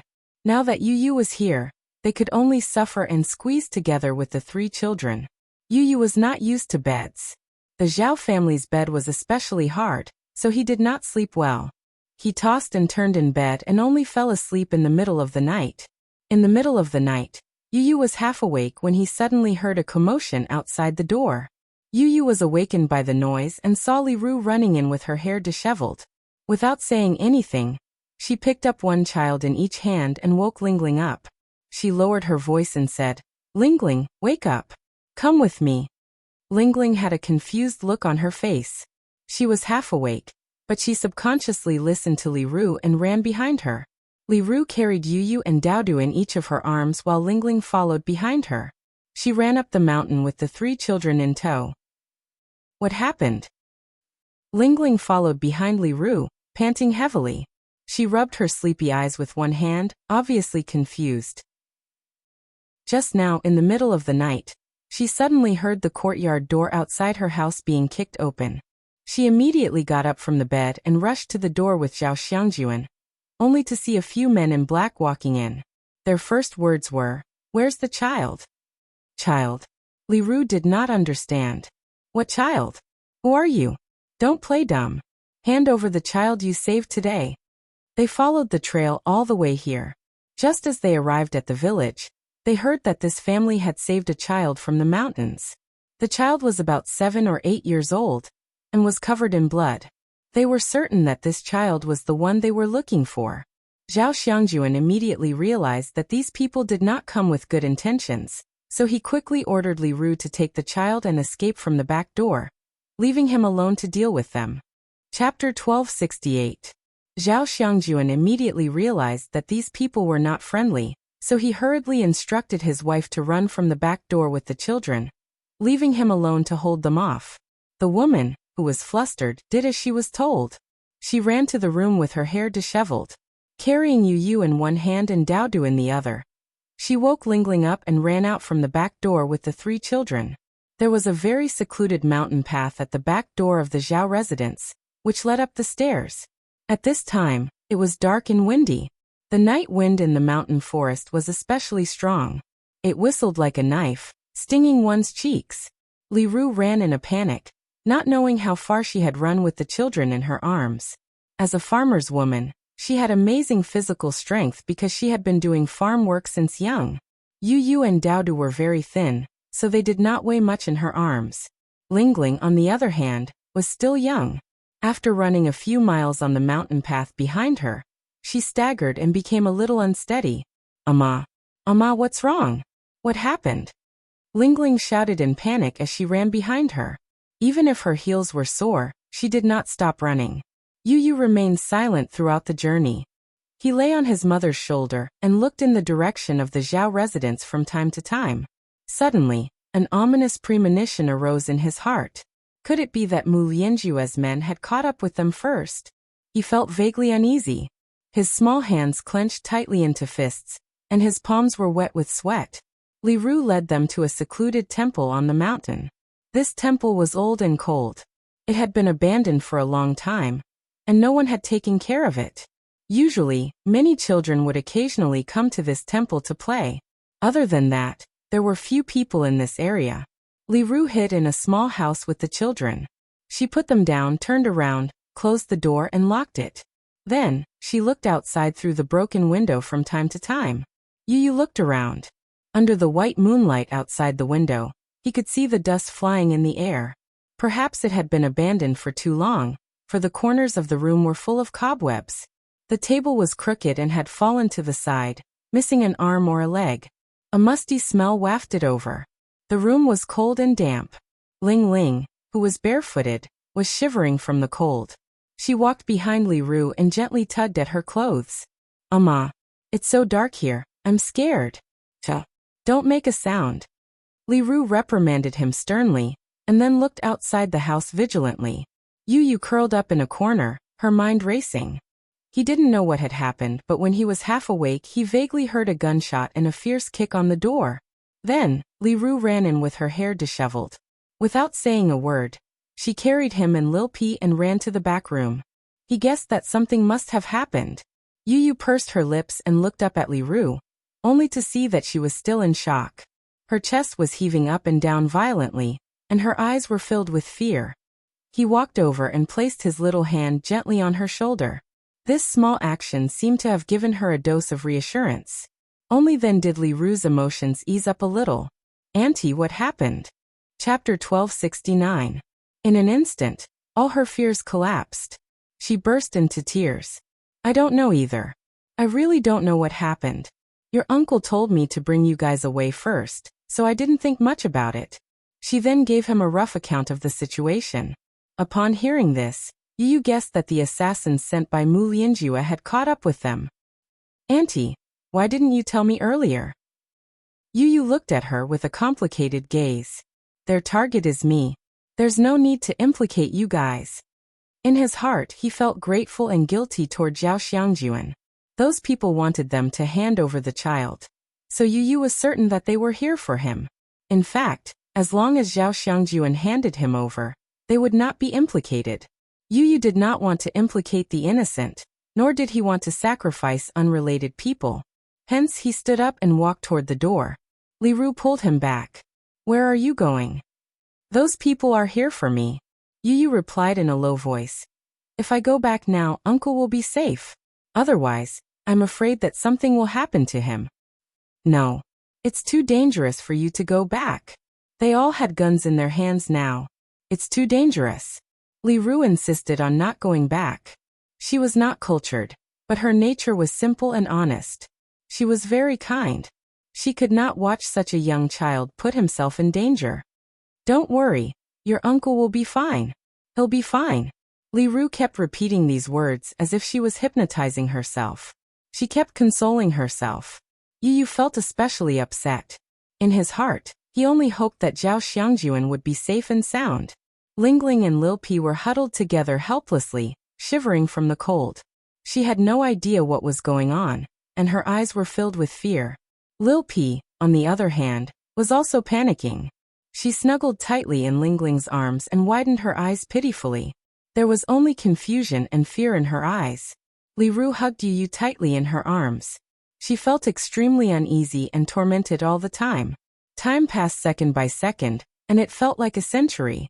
The sky gradually brightened, and it was dawn. Suddenly, shouts could be heard from the mountain. Aru Aru.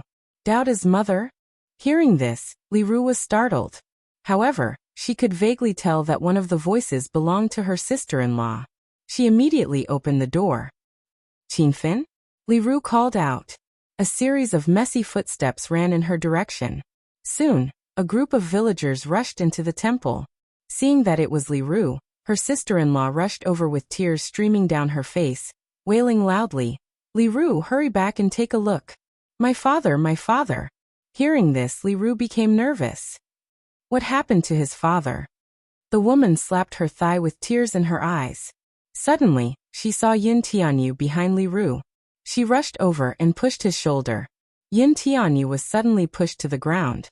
When his back hit the ground, it affected his wound. He involuntarily sucked in a breath of cold air from the pain, and opened his eyes abruptly. Ling Ling was shocked. She hurried forward and helped Yu Yu up. Li Ru was stunned and shouted, Qinfin, what are you doing?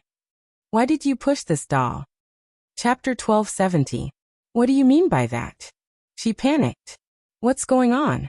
What's wrong with my son's father? Tell me quickly. Qinfin hurriedly said, My son's dying. You'd better go back and take a look. Ah. She screamed and immediately ran in the direction of the house. Yu and Lingling looked at each other before the three children followed closely behind. She ran all the way down the mountain and rushed into the courtyard. Seeing 5 fully armed men, she was stunned at first. Her heart skipped a beat, and she took a step back. However, when she calmed herself down and sized up the men standing in front of her, she realized that they were not the men in black who had broken into the house in the middle of the night. Li Ru looked around with trepidation, only to find that there were a few cold corpses lying at the feet of these people. Her eyes widened in fright and she subconsciously screamed, "Ah!" For so many years, Anyang village had been a peaceful place with simple folk customs. Everyone was united and friendly, and no one had ever died here. Hence, this was the first time she had seen such a tragic scene. She took a closer look and saw that these corpses belonged to none other than the men in black who had broken into the house in the middle of the night with guns in their hands. The thick and pungent smell of blood assaulted her nostrils. Li Ru was frightened and took a few steps back.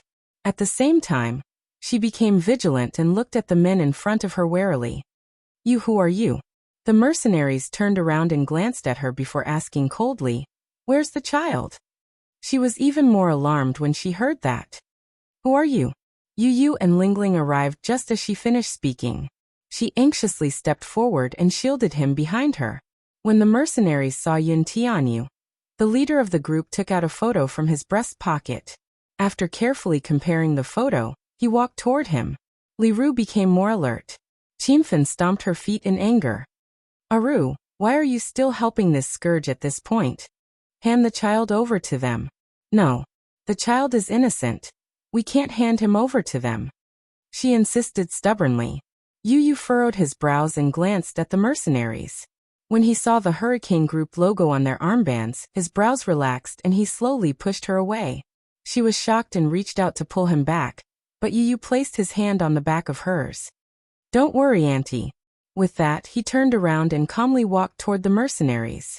Just when everyone thought that these mercenaries would take the children away in a rough manner, the moment they saw Yun Tianyu standing in front of them, the burly men immediately got down on one knee. "Director Yun, we're here to receive you." After they finished speaking, they all lowered their heads, and a respectful expression appeared on their cold faces. This scene caused everyone to be shocked.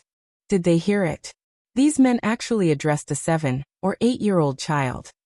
In their impression, this was a name on Yun. Everyone was baffled and found it hard to digest this fact.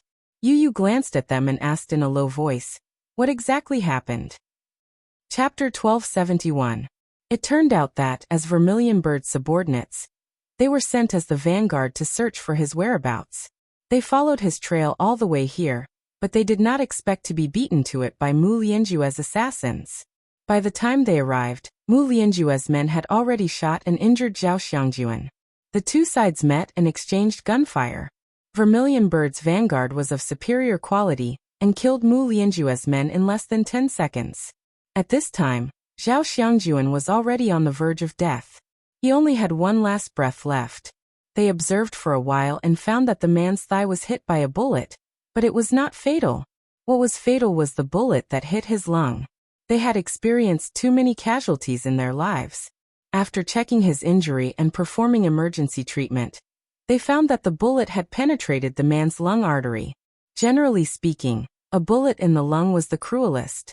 A person would suffer massive bleeding from a bullet in the lung, resulting in pneumothorax. They would fall into a coma or even go into shock due to breathing difficulties. 2 to 3 hours later, they would die from respiratory failure due to the massive bleeding in the lung. There was no hope. This place was so backward that there was no way to treat such a wound. Yu asked, "Where is he? Where is he?" "In the house." As soon as she said that, she ran into the house like a madwoman. However, just as she stepped into the house, she vaguely heard a man's heavy breathing coming from the room. Lingling followed behind her. The mother-daughter pair rushed into the room, only to be stunned when they saw Zhao Xiangjuan lying on the bed and convulsing all over. They were stunned for a few seconds. Then she let out a sorrowful scream. Her legs went weak as she stumbled to the bedside. Ajun, what's wrong with you?" "Father." Lingling pounced on him as well. She held the man's face in her hands, only to see that his eyes were rolled back and blood was foaming at the corner of his mouth while his breathing was rapid. He seemed to be dying. This realization was undoubtedly the end of the world for her. She felt as if she was about to be drowned out by an overwhelming fear. It was as if the sky was about to collapse. Zhao Linghua didn't know what had happened. She didn't know why Zhao Xiangjuan was injured, but seeing him constantly coughing up blood, she knew that this was a bad sign. She was so scared that she opened her mouth and began to cry. "Father! Father, what's wrong with you? Father!" Amid Lingling's sorrowful cries, Li Ru's body swayed. She almost blacked out and fainted. She held on to the bed, still unable to calm her emotions. She did not know any medical knowledge, but looking at Zhao Xiangjuan's condition, she knew that it was over. He could not be saved. Li Ru's heart was filled with grief. She threw herself onto Zhao Xiangjuan and burst into tears. Li Ru and Zhao Xiangjuan had always been very loving. The two of them were introduced to each other by their families. Li Ru admired Zhao Xiangjuan's honesty, and Zhao Xiangjuan loved her very much. She had also imagined countless scenes of life and death, but she never thought that one day, she would lose him under such circumstances. The most painful thing in the world is the separation of life and death. Chapter 1272. Yu Yu and Lil Pi rushed into the house, and smelled the pungent smell of blood. He walked to the bed and saw the blood on the man's lips. He was stunned. Li Ru was on the verge of breaking down. She hugged Zhao Xiangjuan's shoulders tightly and cried. Lil Pi surrounded Zhao Xiangjuan, and their eyes were red. Yu Yu, who was standing at the side, could not bear it and instantly felt extremely guilty. Douda glanced at him all of a sudden. He took a step forward, clenched his fists and punched Yu Yu's body. "Give me back my father. Give him back to me. Give him back to me." Lil Pi cried and punched him. He was so weak that it was pathetic. Yu Yu did not dodge. He was also very sad. Even he did not expect this to happen. How did this happen? Yu Yu mumbled in confusion. "It's all your fault. It's all your fault." Lil Pi collapsed on the ground and wailed. He rubbed his eyes and his face was wet with tears. Li Ru and Lil Pi were also in tears. Red Sparrow received news that the man had been found. She immediately rushed over with her men after receiving the coordinates. It was already dawn. When Red Sparrow arrived, she saw that the Zhao family had already started to prepare for the funeral. People were coming in and out. Li Ru had to pull herself together and start to prepare for the funeral. Zhao Xiangjuan had already passed away. Yu Yu sat at the door with a gloomy face. Red Sparrow raised her hand and gestured for her men to wait for her orders. She walked to Yu Yu and squatted down. "President Yun, I'm sorry I'm late." Yu Yu's eyes were gloomy as he lowered his head without saying a word. The vermilion bird was slightly startled. She could not help but reach out and gently place her hand on his shoulder. Yu Yu suddenly raised his hand and held her hand tightly. "President Yun." Red Sparrow was stunned and looked at him in surprise. "Colonel Vermilion Bird, where have you been?" Yu Yu gripped her fingers tightly and looked up with a cold expression. Her clear eyes showed no emotion. There was only coldness. Why can Mu Lianjue's men chase us here, but you can't?" Yu Yu's voice was cold. He looked at her angrily and reprimanded. "Tell me the reason." The Vermilion Bird was stunned. Although this child was young, the aura he exuded was extremely oppressive and domineering. She was slightly shocked. "Are you really going to give your all in this operation?" Yu Yu said coldly. "Don't tell me, Colonel Suzaku, you're worse than those people? I'm very disappointed in you." "I'm sorry, President Yun. This time it's my fault." Vermilion Bird lowered her head in guilt. Yu Yu said mercilessly. "Reflect on yourself when you get back." Red Sparrow said firmly, "Yes." She carefully observed his expression and asked in a low voice, "President Yun, I'll bring you back now." "No," Yu Yu replied. Yu Yu sighed. "I'll go back after attending the funeral," she replied. "Okay." The news reached the Mu family. Mu Yaja was relieved to know that they had found Yun Tianyou's whereabouts. He heard that the child was safe and only slightly injured. He would be staying there to recuperate for a few days. Once he recovered, Vermilion Bird and the rest would escort him back. Gong Jia had sent more men, and Luca and Njia were on their way. Chapter 1273. When Muyaja arrived with Yin Shirshir, Xiaoyichen was lying on the bed. His face was pale and lifeless. The moment he woke up, he made a fuss about getting out of bed. It was only when he received news that Yu Yu's whereabouts had been found that he felt at ease. He obediently lay back on the bed and drank some porridge. The doctor said that the wounds on his body were only superficial and did not affect his muscles or bones. It was just that the wounds were infected and were not treated in time. As a result, they became inflamed and caused a high fever. Fortunately, Xiaoyichen's physical fitness was strong. After a night of rest, his fever quickly subsided. As for the reason why he fainted, it was because he had exhausted too much of his energy.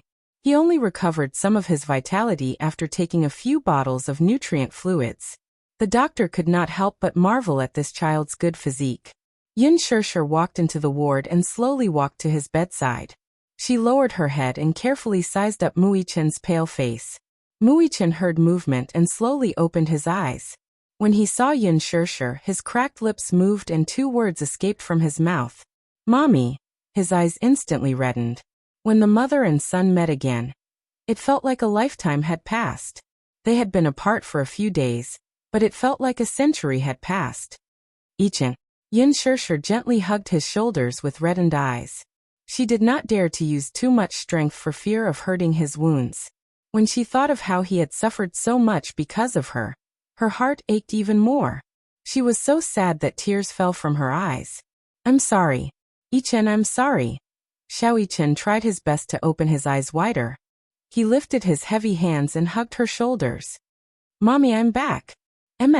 Yin Shirshir hugged him a little tighter and choked out, "Xiaoyichen, Mommy missed you so much." Little Yichen's expression changed a little as his eyes reddened all of a sudden. He could not hold back the tears that he had been desperately trying to hold back, and they gushed out of his eyes. He hugged her even tighter and rested his head on her neck. He said sadly, "Mommy, Xiaoyichen missed you too." Muyaja slowly walked to the bedside and sat on his side. He wrapped his long arms around the mother and son and pulled them into his embrace. The three of them hugged each other tightly. For the first time in his life, Muichen had the urge to cry. He had never felt this way before. The warmth that was injected into his heart flowed along with his blood, causing his originally cold limbs to gradually warm up. Xiaoyichen suddenly raised his head and smiled at Muyaja. "Daddy, Xiaoyichen listened to me and protected Mommy and little brother well." Muyaja looked at the little fellow with a complicated expression. He looked at his pale face. He did not know what the two children had gone through along the way. Even Xiaoyichen, who had always been strong, was exhausted.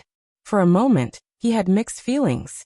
Relief, pity, guilt, and self-blame, all of them welled up. Looking at Xiaoyichen's proud little face, Muyaja could not help but laugh. This little fellow. He did not disappoint him. At such a young age, he already had such great responsibilities. Therefore he was not stingy with his praise. "Xiaoyichen, you did well." When Xiaoyichen heard this, he could not help but smile in surprise, revealing his neat snow-white teeth. Chapter 1274. Daddy rarely praised him. No matter what he did, he rarely received Daddy's approval and praise. This was just a few pieces, but it was undoubtedly the highest praise for him. Xiaoyichen was greatly encouraged. "What do you think?"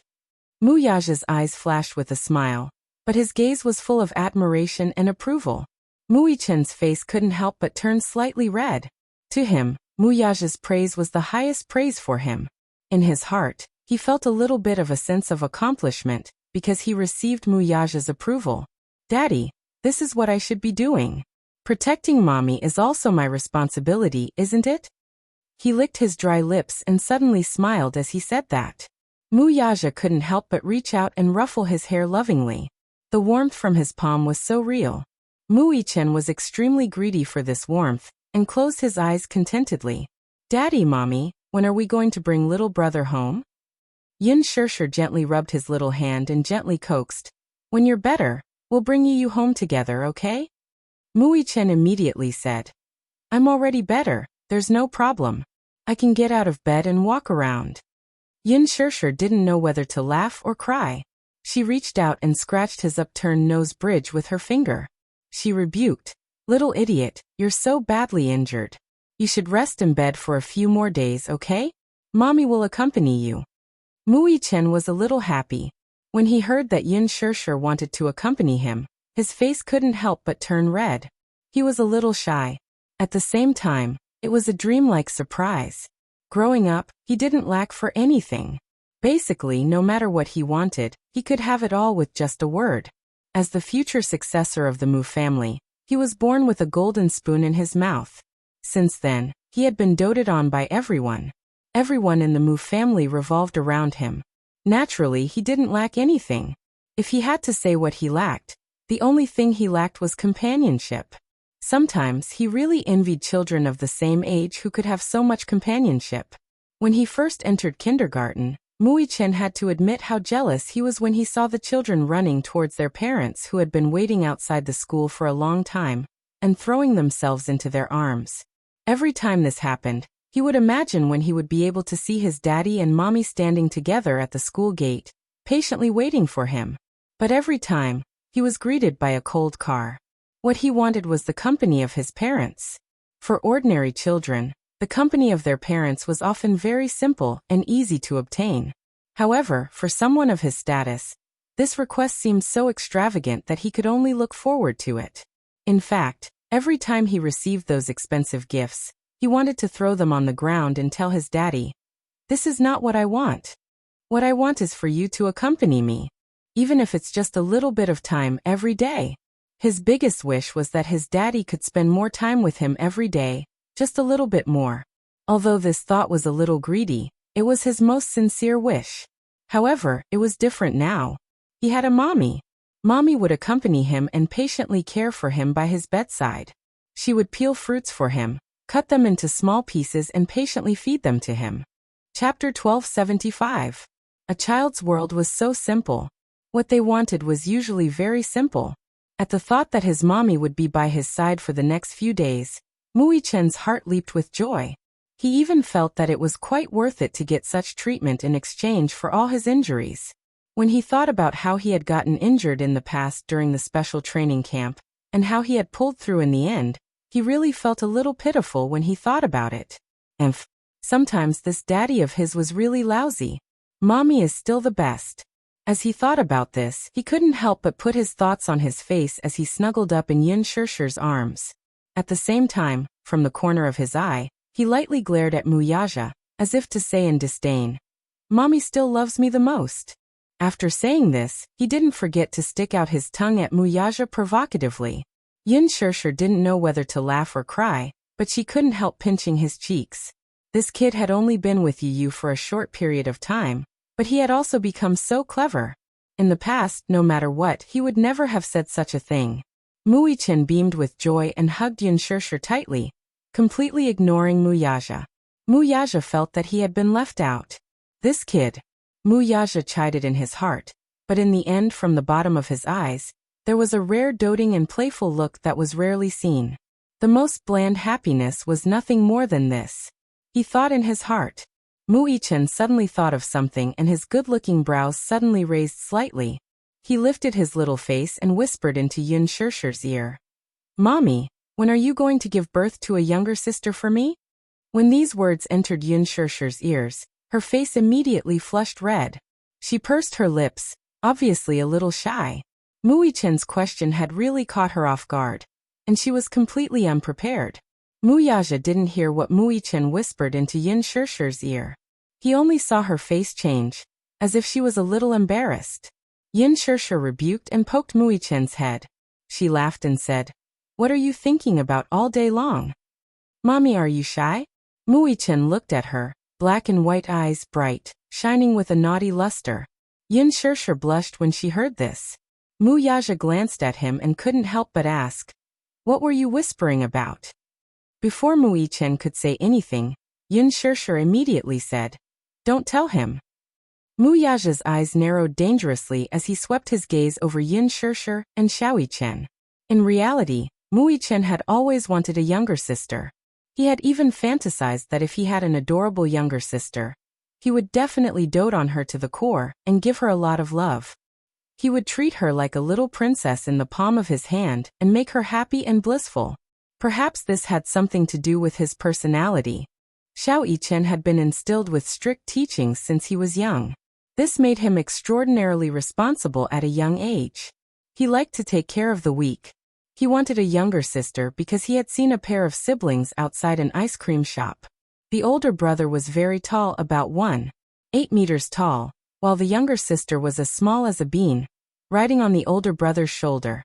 Chapter 1276. However, it wasn't difficult for him to see her dependence on her brother. Her brother had been carefully protecting her from the start. The doting and gentle look in his eyes made the entire scene seem very loving. He was extremely envious.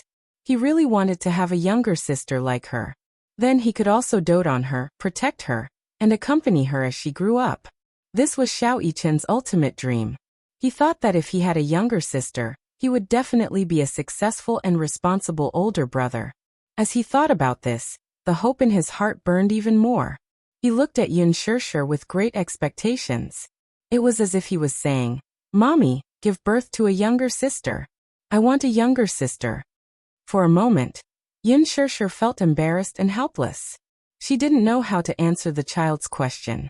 Mu Yaja looked at her face and couldn't help but lean closer to her. He whispered into her ear with a devilish expression. "What did he just say?" I didn't hear him," she mumbled softly. However, she was going to play dumb until the end. Mu Yaja narrowed his eyes. This woman was obviously brushing him off. He couldn't help but feel displeased.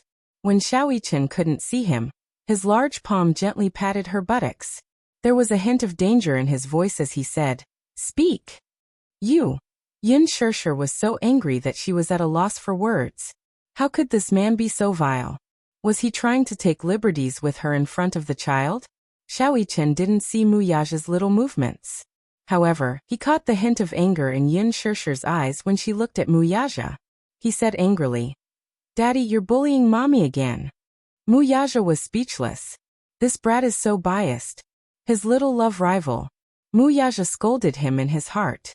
It seemed that in the future, not only would he have to compete with Yu for Yun Shishir's affections, but even this kid would have to join the battle. As sons, they all sided with their mother.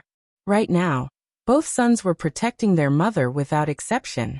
Mu Yaja could not help but feel sour in his heart. He narrowed his eyes and couldn't help but think that it would be great if he had a daughter.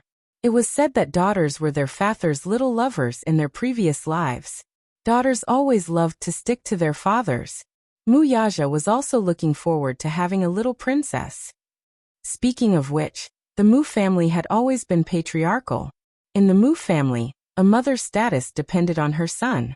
Although some words were unpleasant to hear, the idea of valuing sons over daughters had never changed in the Mu family. A son was more precious than a daughter. Especially in a prestigious family like the Mu family, the status of having a son is different from those who have daughters. Putting everything else aside, Mu Sheng's third concubine had given birth to a daughter for her first 2 pregnancies.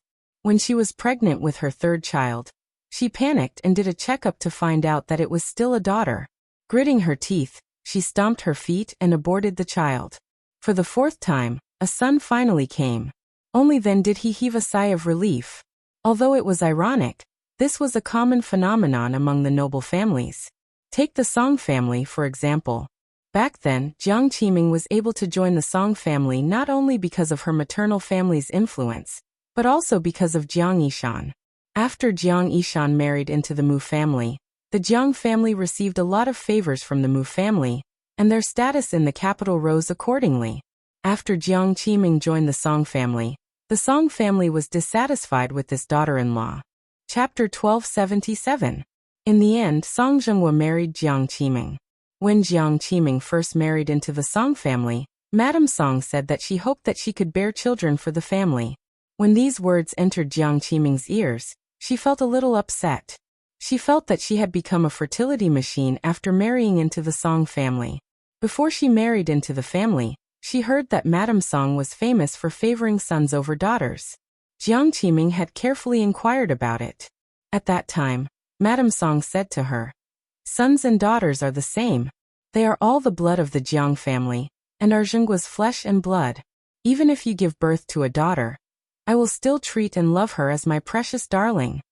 Jiang Qiming successfully got pregnant after a year of marriage with Song Zhenghua.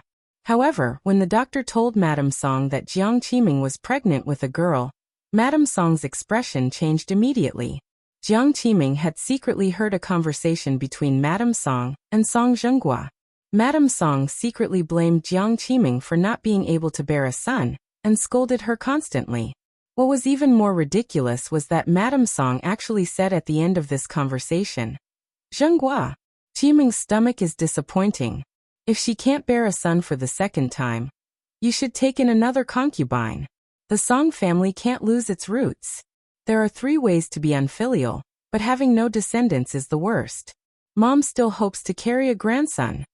From then on, Madame Song's attitude toward Jiang Qiming changed a little. When the child was born, it turned out that it was a boy. It turned out that there was a mistake in the paternity test. When Madame Song saw that she had given birth to a son, she was surprised and overjoyed. Even her attitude toward Jiang Qiming changed a little.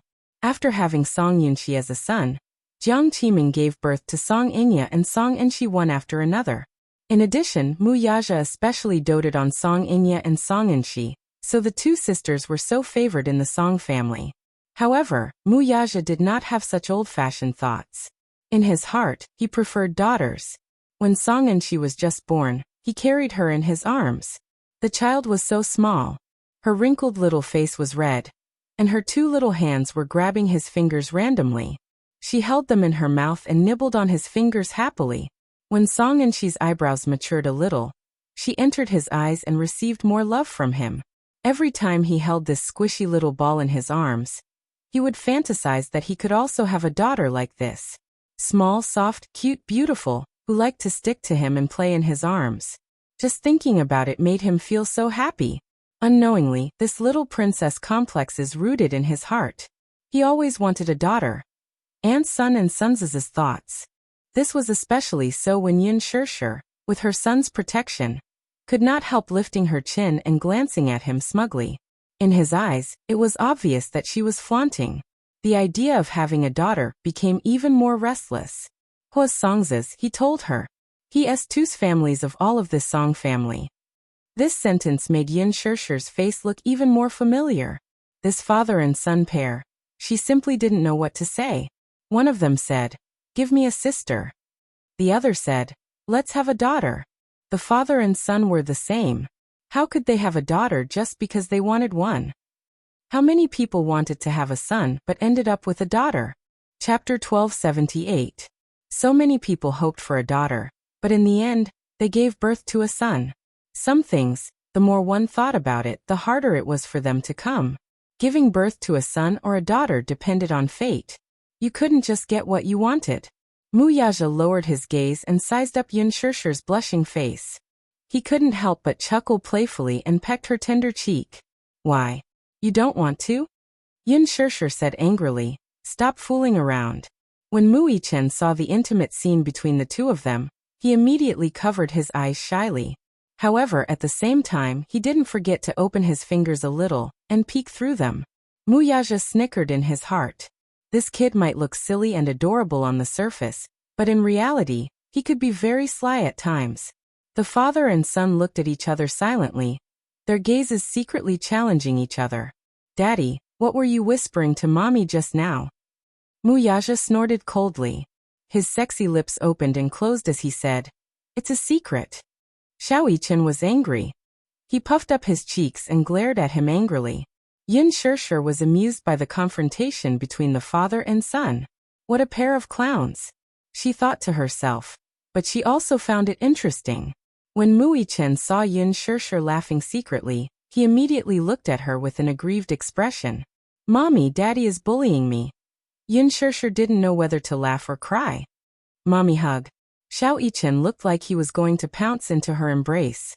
However, Mu Yaja suddenly leaned forward and stood in between them. He took the opportunity to pull Yun Shirshir into his embrace. Xiao Yichen bumped into his hard back unexpectedly. He held his forehead in pain and looked up, only to see the provocation in Mu Yaja's eyes. "Yun Shirshir." Xiao Yichen looked resentful. Daddy, let go of my mommy. Mommy is mine. She's mine. It's mine. Mine. Xiao Yichen glared at him angrily. Mu Yaja was also unwilling to admit defeat. He held Yin Shirshir tightly in his arms, declaring his sovereignty to her. Yin Shirshir was completely speechless. What's going on? The father and son were actually fighting over her. Yin Shirshir couldn't help but feel confused. Alright, you two, stop fooling around. Yin Shirshir rebuked and reached out to pinch Mu Yaja's face. And you bullying Xiao Yichen, huh? Mu Yaja grabbed her hand and pecked her fingertips. His eyes were full of love. What's wrong? Do you feel bad? As he spoke, he leaned close to her ear and bitterly said, biased. She seemed to be accusing her of being biased towards her son. Yin Shirshir was amused by the hidden bitterness in his eyes. Mu Yichen suddenly licked his dry lips and said pitifully, Mommy, I'm thirsty. Yin Shirshir immediately stood up. Mommy will get you some water. Okay. Xiao Yichen nodded cutely and smiled brightly. She walked over to the cabinet and picked up the kettle. However, she realized that there was no hot water in it. Hence she said, I'll go make some water. Baby, be good and lie down. Don't get out of bed and walk around. Okay. If you want to eat fruit, Mommy will peel an apple for you when I come back. Okay. Xiao Yichen smiled. Yin Shirshir took the two kettles and left the ward. The moment the door closed, the father and son looked at each other and exchanged glances. Mu Yichen suddenly leaned against the headboard of the bed slowly. He looked like an old man. Chapter 1279. Mu Yaja. He wondered where this kid had learned to speak in such a manner. Xiao Yichen slowly added, I have a wish that I need you to fulfill. Mu Yaja's curiosity was piqued when he heard that, so he asked, What wish? Work harder. I want Mommy to give birth to a little sister for me. Xiao Yichen spoke the truth. Mu Yaja couldn't help but laugh. This kid had the same thoughts as him. Xiao Yichen had no idea what Mu Yaja was thinking. He casually said, I want a little sister. Daddy, you have to work harder and fulfill my wish as soon as possible. Mu Yaja asked, Is that what you said to Mommy? Uh-huh. Xiao Yichen paused for a moment before he nodded and said, I told Mommy that I want a little sister. Mu Yaja muttered, Mu Yichen suddenly thought for a moment and couldn't help but ask, Daddy, there's something I've wanted to ask you for a long time. Mu Yaja glanced at him quietly and asked, What is it? Xiao Yichen chuckled and leaned forward. He smiled and asked, Where did I come from? Mu Yaja was taken aback. Whether it was a child or not, they would ask this question. Why didn't he ask this question when he was young? Xiao Yichen noticed that he was silent for a long time and couldn't help but urge him. Daddy, is this a difficult question? Tell me. Tell me, tell me. Mu Yaja glanced at him and gave him an ambiguous answer. You came from your mommy's stomach. Xiao Yichen furrowed his brows when he heard this. He didn't quite understand. He didn't quite understand. He knew that he came from mommy's stomach. He had seen pregnant women with big bellies before. At first, when he saw those women's bellies swollen like balloons, he was a little surprised and thought that they were sick. However, the teacher replied that the reason why those women's bellies were so big was because they were pregnant with babies. Xiao Yichen couldn't help but feel amazed. Therefore, he also understood that when he was young, his mommy's belly must have swollen like those women. When she was pregnant with him, his mommy must have been very tired. A child's world was so pure and innocent, and their thirst for knowledge was so strong. Mu Yichen knew that he came from his mommy's stomach. But what he didn't understand was how he came to be in his mommy's stomach, and how he came out of her stomach. Thus he asked the question in his heart, Daddy, then answer me. How did I get into mommy's stomach? Mu Yaja pondered for a moment, then threw out a typical official response. You'll understand when you grow up. What? Xiao Yichen was very unhappy with this answer. He felt that it was perfunctory. Then he straightened his back, arched his arms, and showed off the muscles on his arms. Daddy, I've already grown up. Look. Mu Yaja was once again speechless. Tell me, how did I get in? Xiao Yichen asked incessantly. Mu Yaja raised his brows, thought of a literary answer, and said mysteriously, Because Daddy planted a seed in Mommy's body. Xiao Yichen widened his eyes in surprise. A seed? Yes. A seed? You and your brother are that seed. Oh. Chapter 1280. When Yin Shirsha returned, she saw Xiao Yichen pestering Muyaja and asking relentlessly, Daddy, then how did you plant my brother and I into mommy's body? Yin Shirsha froze on the spot when she heard that. Her face flushed red again. She was embarrassed and annoyed as she glared at Muyaja angrily. She didn't know what the father and son were secretly discussing while she wasn't around. What did he mean by planted into mommy's body? Why did these words sound so filthy and perverted the more she listened to them? The father and son clearly didn't realize that Yin Shirsha had pushed open the door and walked in. They were still discussing a certain sacred topic. As Muyaja peeled an apple for him, he said mysteriously, You've been injected before, so you should know what it's like. Yes. I know. Xiao Yichen nodded his head vigorously, his face full of curiosity. Muyaja said in a low voice, It went in just like that. Yin Shirsha. Xiao Yichen widened his eyes in disbelief, but he still didn't quite understand. Daddy, I don't really understand. It's a needle used for injections. Could it be that Daddy also used a needle to inject the seed? Muyaja said impatiently, Figure it out yourself. Oh. I understand now. Daddy, is it that syringe? Muyaja. Yin Shirsha. She was really a little flustered. Then, how did my brother and I come out of mommy's body? Xiao Yichen pestered him again, once again displaying his strong curiosity. The little guy was determined to get to the bottom of this. Muyaja glanced at him. Son, can you ask some questions that are beneficial to your body and mind? Isn't this a question that's beneficial to your body and mind? Xiao Yichen retorted with a strange expression, leaving Muyaja speechless. Ahem. Yin Shirsha blushed. She clenched her fists and pretended to cough, instantly attracting the father and son's attention. She felt that if she didn't interrupt at the right time, who knew what this man was going to instill in his son? Oh my God! So embarrassing. What syringe injection? How could he answer like that? Xiao Yichen turned his head and saw Yin Shirsha return to the ward with 2 bottles of hot water. He immediately said enthusiastically, Mommy, you're back. She gave him a gentle smile. Yes. Mommy, come back. Then, from the corner of her eye, she glared at Muyichen. The latter sat calmly at the side, showing no signs of repentance. Yin Shirsha was even angrier when she saw this. Just as she sat down, Xiao Yichen stuck to her and asked the question that was interrupted just now. Mommy, tell me, how did you and I come about? Yin Shirsha turned her head with a smile and pinched his tender little face. Why are you suddenly asking this question? I've been thinking about this question for a long time, but I still can't figure it out.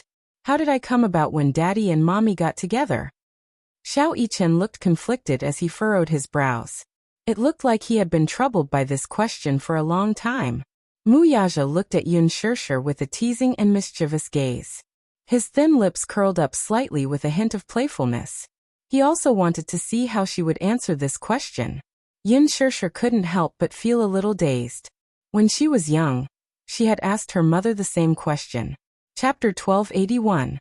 Her mother replied, You are the product of Mommy and Daddy's love. Mommy and Daddy loved each other, and then they had you. When she reached puberty at the age of 12 or 13, she was still clueless about the relationship between men and women. Later on, she had biology classes in school. During class, she could still remember the shyness of the students when the teacher showed them the different biological structures of men and women. It was only during biology class that he realized that her arrival wasn't as simple as the crystallization of love. Hence, Yin Shirsha explained to Xiao Yichen, Baby, have you seen a tadpole before? Xiao Yichen nodded and said, Yes, I have. A tadpole is small, black, and has a long tail. It's very cute. In the beginning, you were just tadpoles in Daddy's body. Xiao Yichen widened his eyes in surprise. I'm a tadpole in Daddy's body? As he spoke, his curious gaze landed on Muyaja, sizing him up from head to toe. He wished his eyes could see through the man's body as he widened them so much that they could penetrate his body. Muyaja was silent. This explanation was very good. It was very vivid. Yin Shirshir continued to explain. After Mommy and Daddy got together, the tadpole in Daddy's body swam and swam and swam into Mommy's body. As soon as she finished speaking, Muyaja couldn't help but chuckle. Yin Shirshir blushed and flew into a rage out of humiliation. She looked up and glared at him angrily. May I ask if you have any objections to my explanation? Muyaja regained his serious expression and said, No.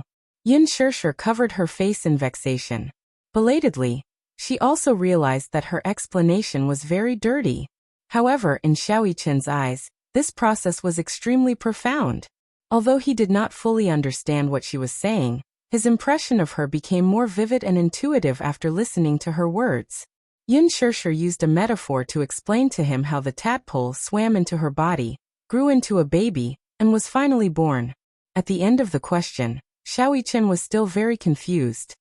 I more or less understand everything Mommy said.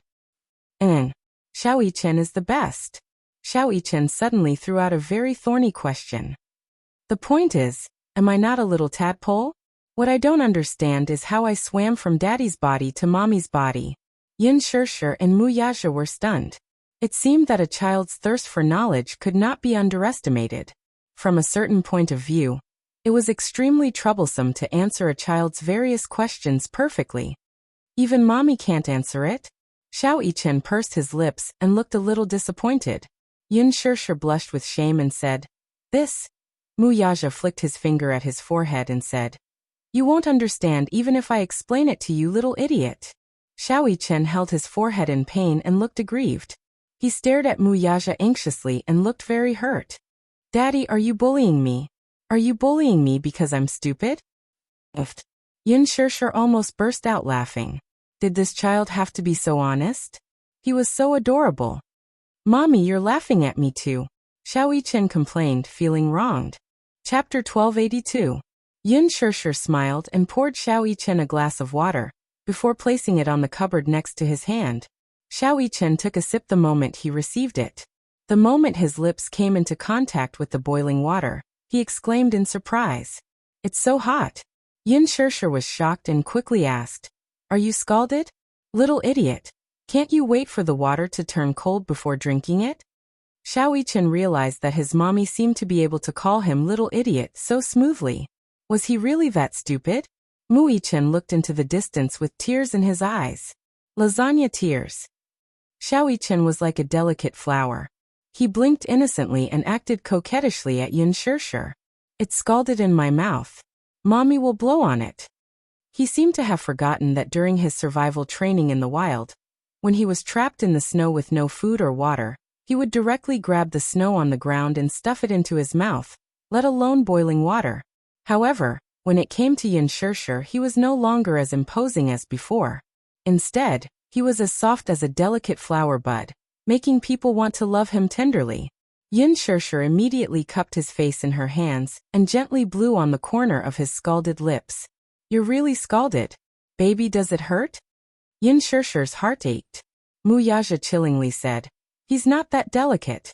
When Xiao Yichen heard this, he felt even more wronged as he snuggled into Yin Shirshir's arms. At the same time, he shot a provocative look at Muyaja. Muyaja was furious. This brat was clearly provoking him. Yin Shirshir glared at him. Why don't you try getting scalded? You only know how to make sarcastic remarks. Muyaja was speechless. That's right. Daddy only knows how to make sarcastic remarks. He doesn't care about her at all. Xiao Yichen followed behind and fanned the flames. Muyaja's face turned completely cold. It was as if a layer of snow had covered his face in the middle of winter, chilling one to the bone. Suddenly, a series of slow footsteps came from outside the door. Then, the door of the ward was slowly pushed open. Mu Sheng in his hospital gown stood at the door. The moment the door was opened, the wind from the window blew into the huge ward and brushed against his clothes. With the wind blowing, his clothes fluttered, making him look even more frail and boneless. He narrowed his eyes slightly and looked in the direction of the hospital bed. The scene of the three people joyfully and harmoniously fell into his eyes. Mu Sheng looked at Yin Shirshir unblinkingly. He did not dare to make a sound to disturb them. He only stood in a remote corner and watched quietly. He was content. He felt extremely guilty towards Yin Shirshir from the bottom of his heart. This child, because of him, must have suffered a lot of grievances and hardships. If it wasn't for her, her life would have been very ordinary and peaceful. Now, however, because of him, she had suffered so much injustice. When he thought of this, he could not forgive himself. Don't even dream of getting her forgiveness. Xiao Yichen raised his head and suddenly noticed someone standing at the door of the ward. He widened his eyes and was stunned when he saw Mu Xing standing at the door. "Great master," he called out subconsciously. Yin Shirshir was stunned. She could not help but follow his line of sight and look behind her. When she saw that it was Mu Xing, her face turned cold in an instant. "Why are you here?" His voice was cold and distant. It was obvious that he was very resistant to his arrival. Chapter 1283. He rubbed his hands nervously and looked at her in shame. His old and haggard face could not hide the guilt he was feeling. I'm here to see the children. Is that okay?" he asked carefully. He had let go of all his arrogance and pride to appear so humble. His careful probing tone was as weak as a cicada's wing. Fear was written all over his face. He was afraid that she would heartlessly reject him. Yin Shirshir looked at him coldly. Her eyes flickered and she took a deep breath, but she still took a step back.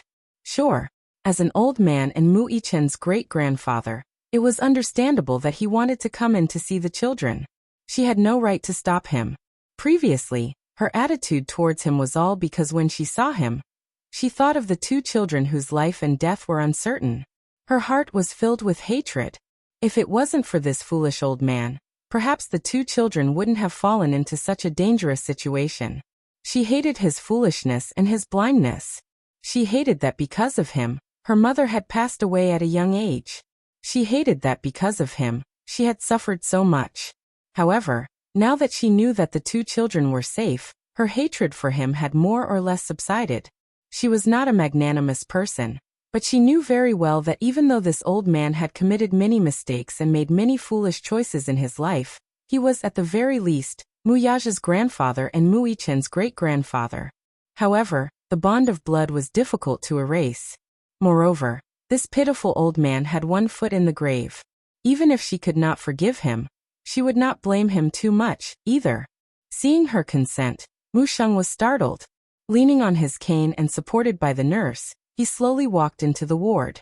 His footsteps were heavy and slow. Perhaps his body had reached its limit, but he did not know what was supporting his weak will. He understood from the doctor that he did not have much time left, and that his life was coming to an end. However, in his heart, there were still so many regrets that he could not let go of and so many knots that had yet to be untied. How could he close his eyes in peace? Therefore, when he knew that he didn't have much time left, he passed the position of the family head, which symbolized the highest authority, to Mu Yaja. He knew in his heart that he had done a lot of wrong to this grandson of his.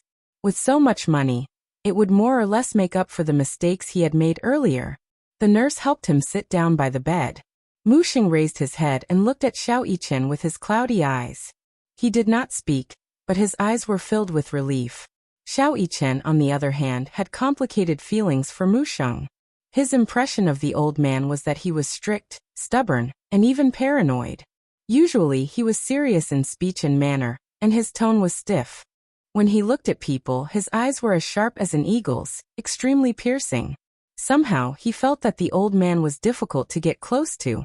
Hence, ever since they were young, he and Mu Xing were indeed a little distant. Even if Mu Xing wanted to get close to him, he would stay far away from him.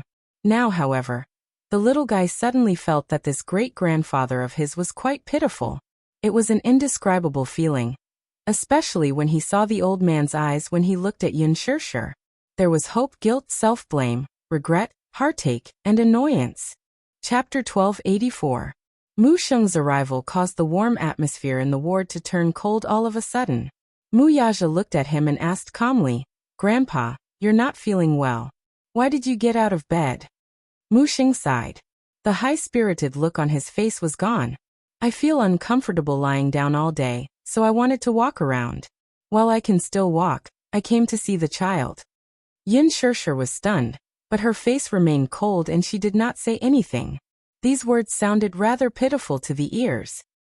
Chen did not feel good when he heard this. Children were easily soft-hearted.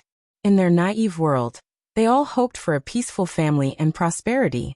Although he did not like this old man's stubborn and stern look in the past, looking at him now, he found him to be rather pitiful. In fact, he did not know about the feud between Mu Sheng and Yun Shirshir, so he could not help but feel soft-hearted. He said softly, "Grandpa, you're not feeling well. Go back to the ward and rest." Hearing this, Mu Sheng's gloomy face was moved. His heart was filled with warmth as he said sentimentally, "Chen, I'm here to see you. You've suffered such a serious injury. My heart aches and I want to sit and accompany you." "Grandpa, my injuries don't hurt anymore." Chen did not seem to mind. In fact, he was very good at enduring pain. If other children had his injuries, they would have cried and wailed, but he acted as if nothing had happened to him. After all, he had trained since he was young, and his willpower was extraordinarily tenacious.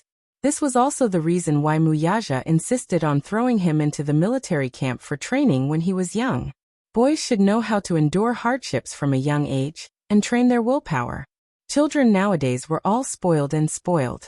They were too delicate. He did not want his son to be raised into a little princess. Boys should be trained. Hearing this, Mu Sheng smiled and gently placed his wrinkled hand on the back of his son's hand. When Grandpa Mu was young, he had been in the army. He had been on the battlefield and had also trained. His hand that had held a gun before had a thick layer of calluses on it. Now that he was old, his hand was rough and coarse. It was painful to look at. Yun Shirshir looked at him indifferently. Her face was expressionless, and her eyes were cold. Although she felt sorry for the old man and found him to be rather pitiful.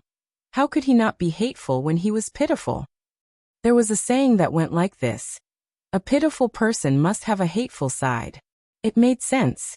When this old man was young, he was also a person who could summon the wind and summon the rain. With such a prominent position, he could cover the sky with one hand. Just now, in ancient times, he was also a figure of a generation of warlords, generals, ministers, and even the monarch of a country. When he was young, he was swift and decisive, but when he got older, he became muddle-headed and made some mistakes. Her impression of him was all from her mother. Selfish, foolish, and cruel executioner. Other than that, there was no direct impression. However, although he wasn't the main cause of his mother's death and his brother's separation, he was a part of the reason. Hence, it was difficult for her to let go and forgive him. The pain of losing a loved one was still deeply ingrained in her heart.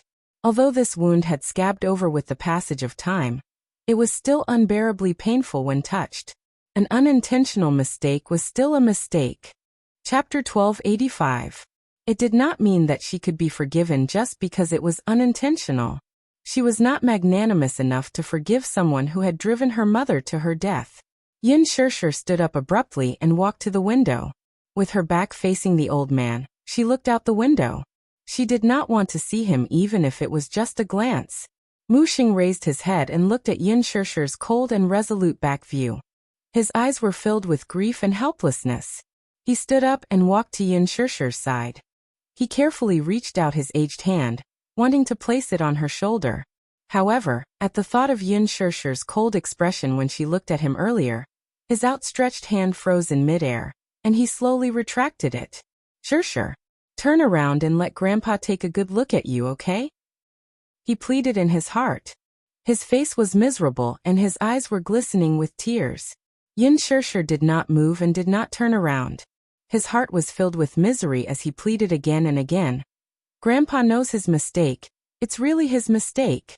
Grandpa really doesn't ask for your forgiveness. I only ask that you give Grandpa a chance to make it up to you. Shirshir. Actually, Grandpa has been so many years." With a sigh, he reached out to hold her hand. Yun Shirshir dodged him out of the blue, causing his hand to miss her. The corner of his lips twitched, and his face was instantly filled with grief. Tears actually rolled down his cheeks at once. He was an 80-year-old man. In his life, he had always been resolute. He had always been stubborn and arrogant. He had never shown such a weak side before. In front of Muyaja and Chen, his face was filled with tears. He was so sad. "At least give Grandpa a chance to make it up to you. Even if it's just a chance to atone for my sins, it's good enough. He pleaded again and again. His weathered voice sounded from behind her. Sure. Grandpa knows that I've done many foolish things in my life. Grandpa knows his mistake. Grandpa is really wrong. Grandpa is old and muddle-headed. That's why I took a thief as my daughter. If you can forgive Grandpa, you can call me whatever you want. Grandpa.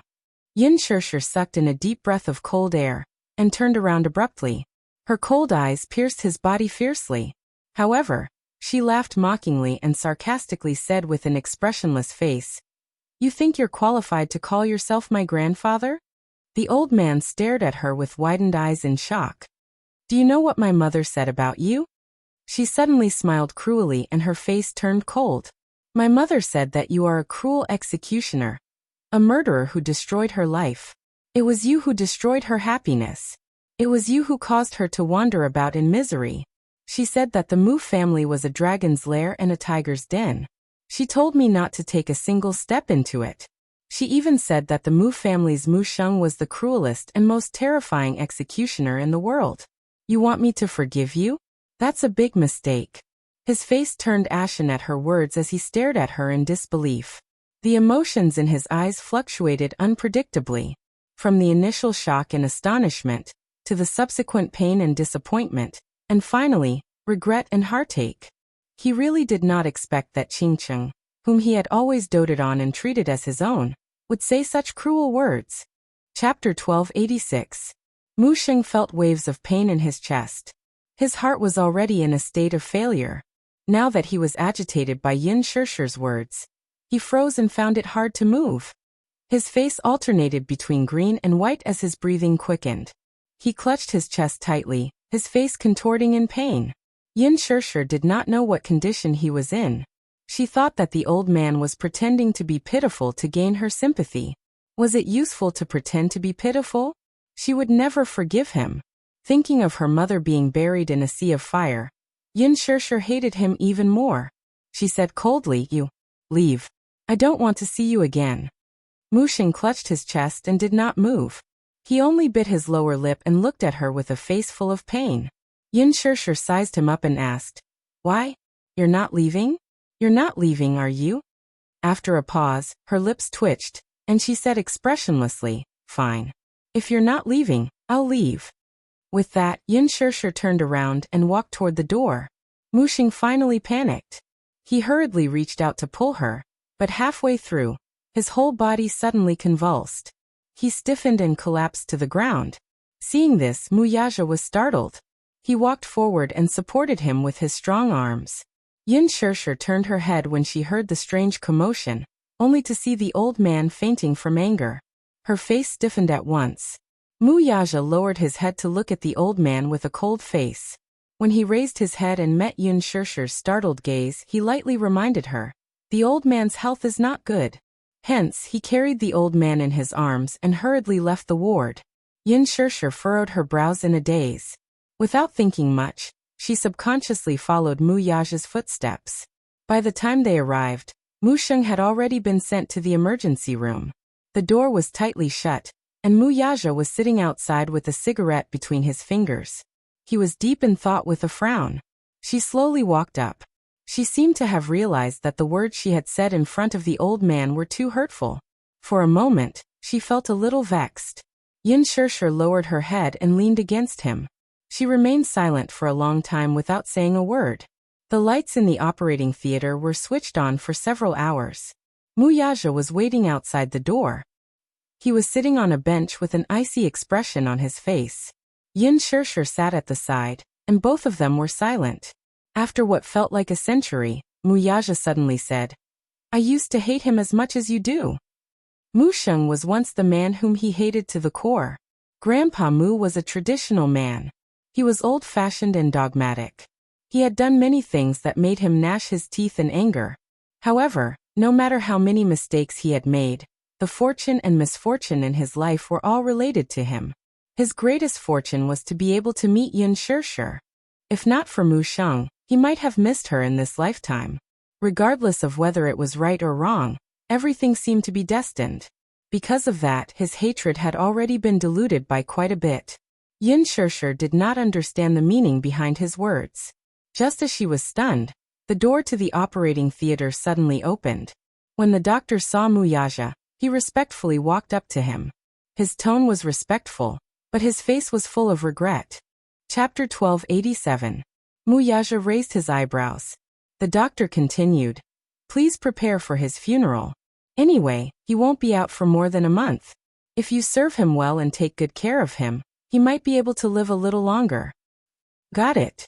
He was not surprised by this outcome. He knew very well that Mu Sheng's condition was terrible. He was struggling at death's door. Every day he lived was a day less. Yin Shirshir was secretly shocked when she heard this. She did not expect Mu Sheng's condition to be so bad that they had to prepare for his funeral. She walked into the ward in a daze and sat by the bed. Looking at the sickly Mu Sheng lying unconscious on the bed, her heart sank all of a sudden. A nurse suddenly rushed into the ward with something in her hand. She carefully walked up to Yin Shirshir when she saw her sitting by the bed. "Hello, this is something the patient left behind in the operating room. Please keep it for him." "Okay." Yin Shirshir reached out her hand in a daze. The nurse opened her palm and placed a jade pendant in her hand. Her eyes widened in shock when she saw it. This should be the patient's personal item. When he was sent to the operating room, he held it tightly in his hand. I spent a lot of effort to pry his hand off, but I didn't expect it to be a jade pendant. This jade pendant should be very important to him. With that, the nurse smiled politely and left the ward. Yin Shirshir held the jade pendant in her hand and carefully pinched it. The jade pendant fell into two halves. She carefully picked up one of the jade pendants and scrutinized it. Her heart skipped a beat. This was her mother's relic. It was her mother's personal jade pendant. She did not expect it to be one of a pair of jade pendants. The two jade pendants were a pair. They formed a small oval jade plate, and were evenly separated in the middle. Each jade pendant was in the shape of a crescent moon. They were exquisitely carved with beautiful hollow patterns and gold inlaid in the middle. One look, and one could tell that they had been baptized for a few years. On the surface, they looked a little weathered, but the quality was excellent. When she was young, she didn't know much about jade. She only knew that this jade pendant was always worn by her mother. But now, this jade pendant had been separated from her for more than 10 years, and in the end, it had returned to its rightful owner and returned to her hands. Yin Shirshir could not help but feel a little absent-minded. This jade pendant matched perfectly with the other jade pendant. Did he always carry the jade pendant with him? Even though he had fainted, he still held it tightly in his hand and refused to let go. What kind of obsession was this? Yin Shirshir heard that Mu Xing doted on Mu Qingqing to the core. Now that she saw it, it was true. He had even put down his noble airs and humbled himself in front of her, begging for her forgiveness. She knew how important his mother was to him. Come to think of it, he also knew that he didn't have much time left. Perhaps he had some kind of obsession, and didn't want to leave this world with regrets. Yin Shirshir furrowed her brows. Her eyes were filled with emotions and her expression was complicated. Xiao Yichen walked to the door of the ward, and saw Yin Shirshir maintaining the same posture as she looked down at Mu Sheng, who was lying on the bed. His heart suddenly felt uncomfortable. He walked behind her, reached out his hand, and gently hugged her shoulder. "Mommy, Chapter 1288. I heard from Daddy that Grandpa's condition isn't too good, so I'm here to visit him." Yin Shirshir hugged him in her arms and gently kissed his forehead.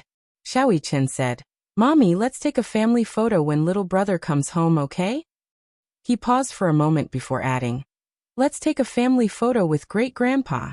Yin Shirshir was stunned, but Mu Yichen continued, "That's because great-grandpa told me that his biggest wish is to take a family photo while he's still alive." She was silent for a moment before her lips curled into a smile. "Okay." After 2 days of recuperation, Yin Tianyou's body had regained some of its vitality. Other than the wound on his shoulder, which was caused by the animal trap, which was a little serious, there were no other major issues. The Zhao family's funeral was over. Ever since they returned from the funeral, Li Ru had been busy. After the funeral, the family did not have much savings left. Li Ru often sat in front of the coffin with a face full of worry.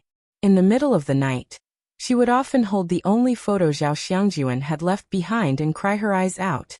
She really could not understand how a living person could pass away just like that. Zhao Linghua and Lil Pi, who were originally lively, had also become depressed, especially Lingling. Ever since she came back from the funeral, she had been sitting alone in Zhao Xiangjuan's room, hugging Zhao Xiangjuan's belongings with a dull expression. Yu got off the bed and walked to the window. Suddenly he heard some movement. He put on a jacket and saw a few children running toward a place. Lingling, come quickly. A child ran into the house and pulled Zhao Linghua, who was working, by the hand. She said excitedly, Lingling, let's go and see. There are a few beautiful cars in the village. It's so rare. Let's go take a look. No, I still have work to do. Lingling was still a little sullen. The child, however, did not allow her to explain and shouted, You can do your work when you're back. Let's go see something rare. As she said that, she pulled Lingling and ran out of the house. Yu stood in the courtyard with his brows slightly furrowed. Vermilion Bird walked up to him and said, Director Yun, the Mu family is here to take you back. Yu and Vermilion Bird walked out of the house. Just as they reached the entrance of the village, they saw a group of villagers crowded around it. Everyone's eyes were filled with admiration and reverence as they looked at the row of luxurious cars parked at the entrance of the village. Everyone raised their heads and kept squeezing forward, just to get a closer look at the cars that they could only see on TV and see what they looked like. To the villagers of Anyang village, a car was a very rare thing. The villagers had never even seen an ordinary car before, let alone a Jeep or a Mercedes-Benz. It could be seen how backward Anyang village was in the backwater. A row of cars was parked at the entrance of the village, led by a black Hummer. Its streamlined body and beautiful appearance attracted everyone's attention. The person sitting in that car must be a big boss. I've been to the city and seen cars like that. Only big bosses can afford to sit in such cars. Everyone could not hide the envy in their eyes. Chapter 1289. Especially those unmarried girls in the village. When they saw him, all of them blushed and looked at him in amazement. Oh my God! This man is so handsome, just like the celebrities on TV. So handsome. Who is this man? Why did he come to our village? Look, is he looking in my direction? Don't be so smug. Muyaja was dressed in a casual suit, looking neat and tidy. One look and one could tell that he was either rich or respectable. Everyone guessed that this man must be a big boss from the city. Looking at his attire and his elegant and extraordinary temperament, it was obvious that he came from a wealthy family. How could an ordinary person have such an extraordinary temperament? Even though they were separated by a distance, the man's tall and handsome facial features, as well as his cold and noble aura, could not help but be deeply shocked even though they were dozens of meters away. There was an invisible air of nobility around this man. He was like a proud dragon that made people involuntarily submit to him. Such a person, no matter where he appeared, was like a god that could not be ignored. Zhao Linghua was also shocked by the man's handsome and tall figure. Growing up in the countryside, she had seen many dark-skinned, stocky men, but it was rare to see someone who was even more dazzling than the celebrities on TV. He was as elegant as a high and mighty prince. Ling had never seen such a good-looking person. Even if it was just a glance, she could not shift her gaze away from him. Suddenly, her gaze fell on the man's face, and she could not help but frown slightly. She felt that this man's eyebrows were somewhat familiar. Yu. That little brother? Ling was shocked. This man looked so much like little brother. Especially that pair of eyes. They were very similar. At this moment, another woman came out of the car. She was wearing a black dress. It was graceful and elegant, beautiful and refined. Although it was an ordinary dress, it made her look extremely elegant and noble. She had an elegant temperament. Everyone was shocked again. The woman in front of them seemed to be made of jade. She was exquisitely carved, delicate like a porcelain doll. Her skin was so delicate and white. Her face was flawless like white jade. Her facial features were exquisite beyond compare. She was pure and beautiful. So beautiful. This woman is really beautiful. Look at her skin. It's so white and smooth. It's as beautiful as jade. Her hair is so long and black, just like satin. Her eyes are so beautiful. Just one look and my soul is about to be taken away by them. The girls in the city are really different. They take such good care of themselves. The villagers exclaimed one after another. Some of the young ladies couldn't help but feel ashamed of their inferiority. They lowered their heads to look at their own rough hands from farm work, and then looked at the woman's slender fingers. Their faces couldn't help but darken. As soon as Yun Shirshir got out of the car, she saw the villagers gathered at the entrance of the village. She couldn't help but be startled, and then she politely smiled at them. This smile was like 100 flowers blooming. Some people even felt a little dizzy. This big sister looks really good when she smiles, just like the beautiful princess dolls on TV.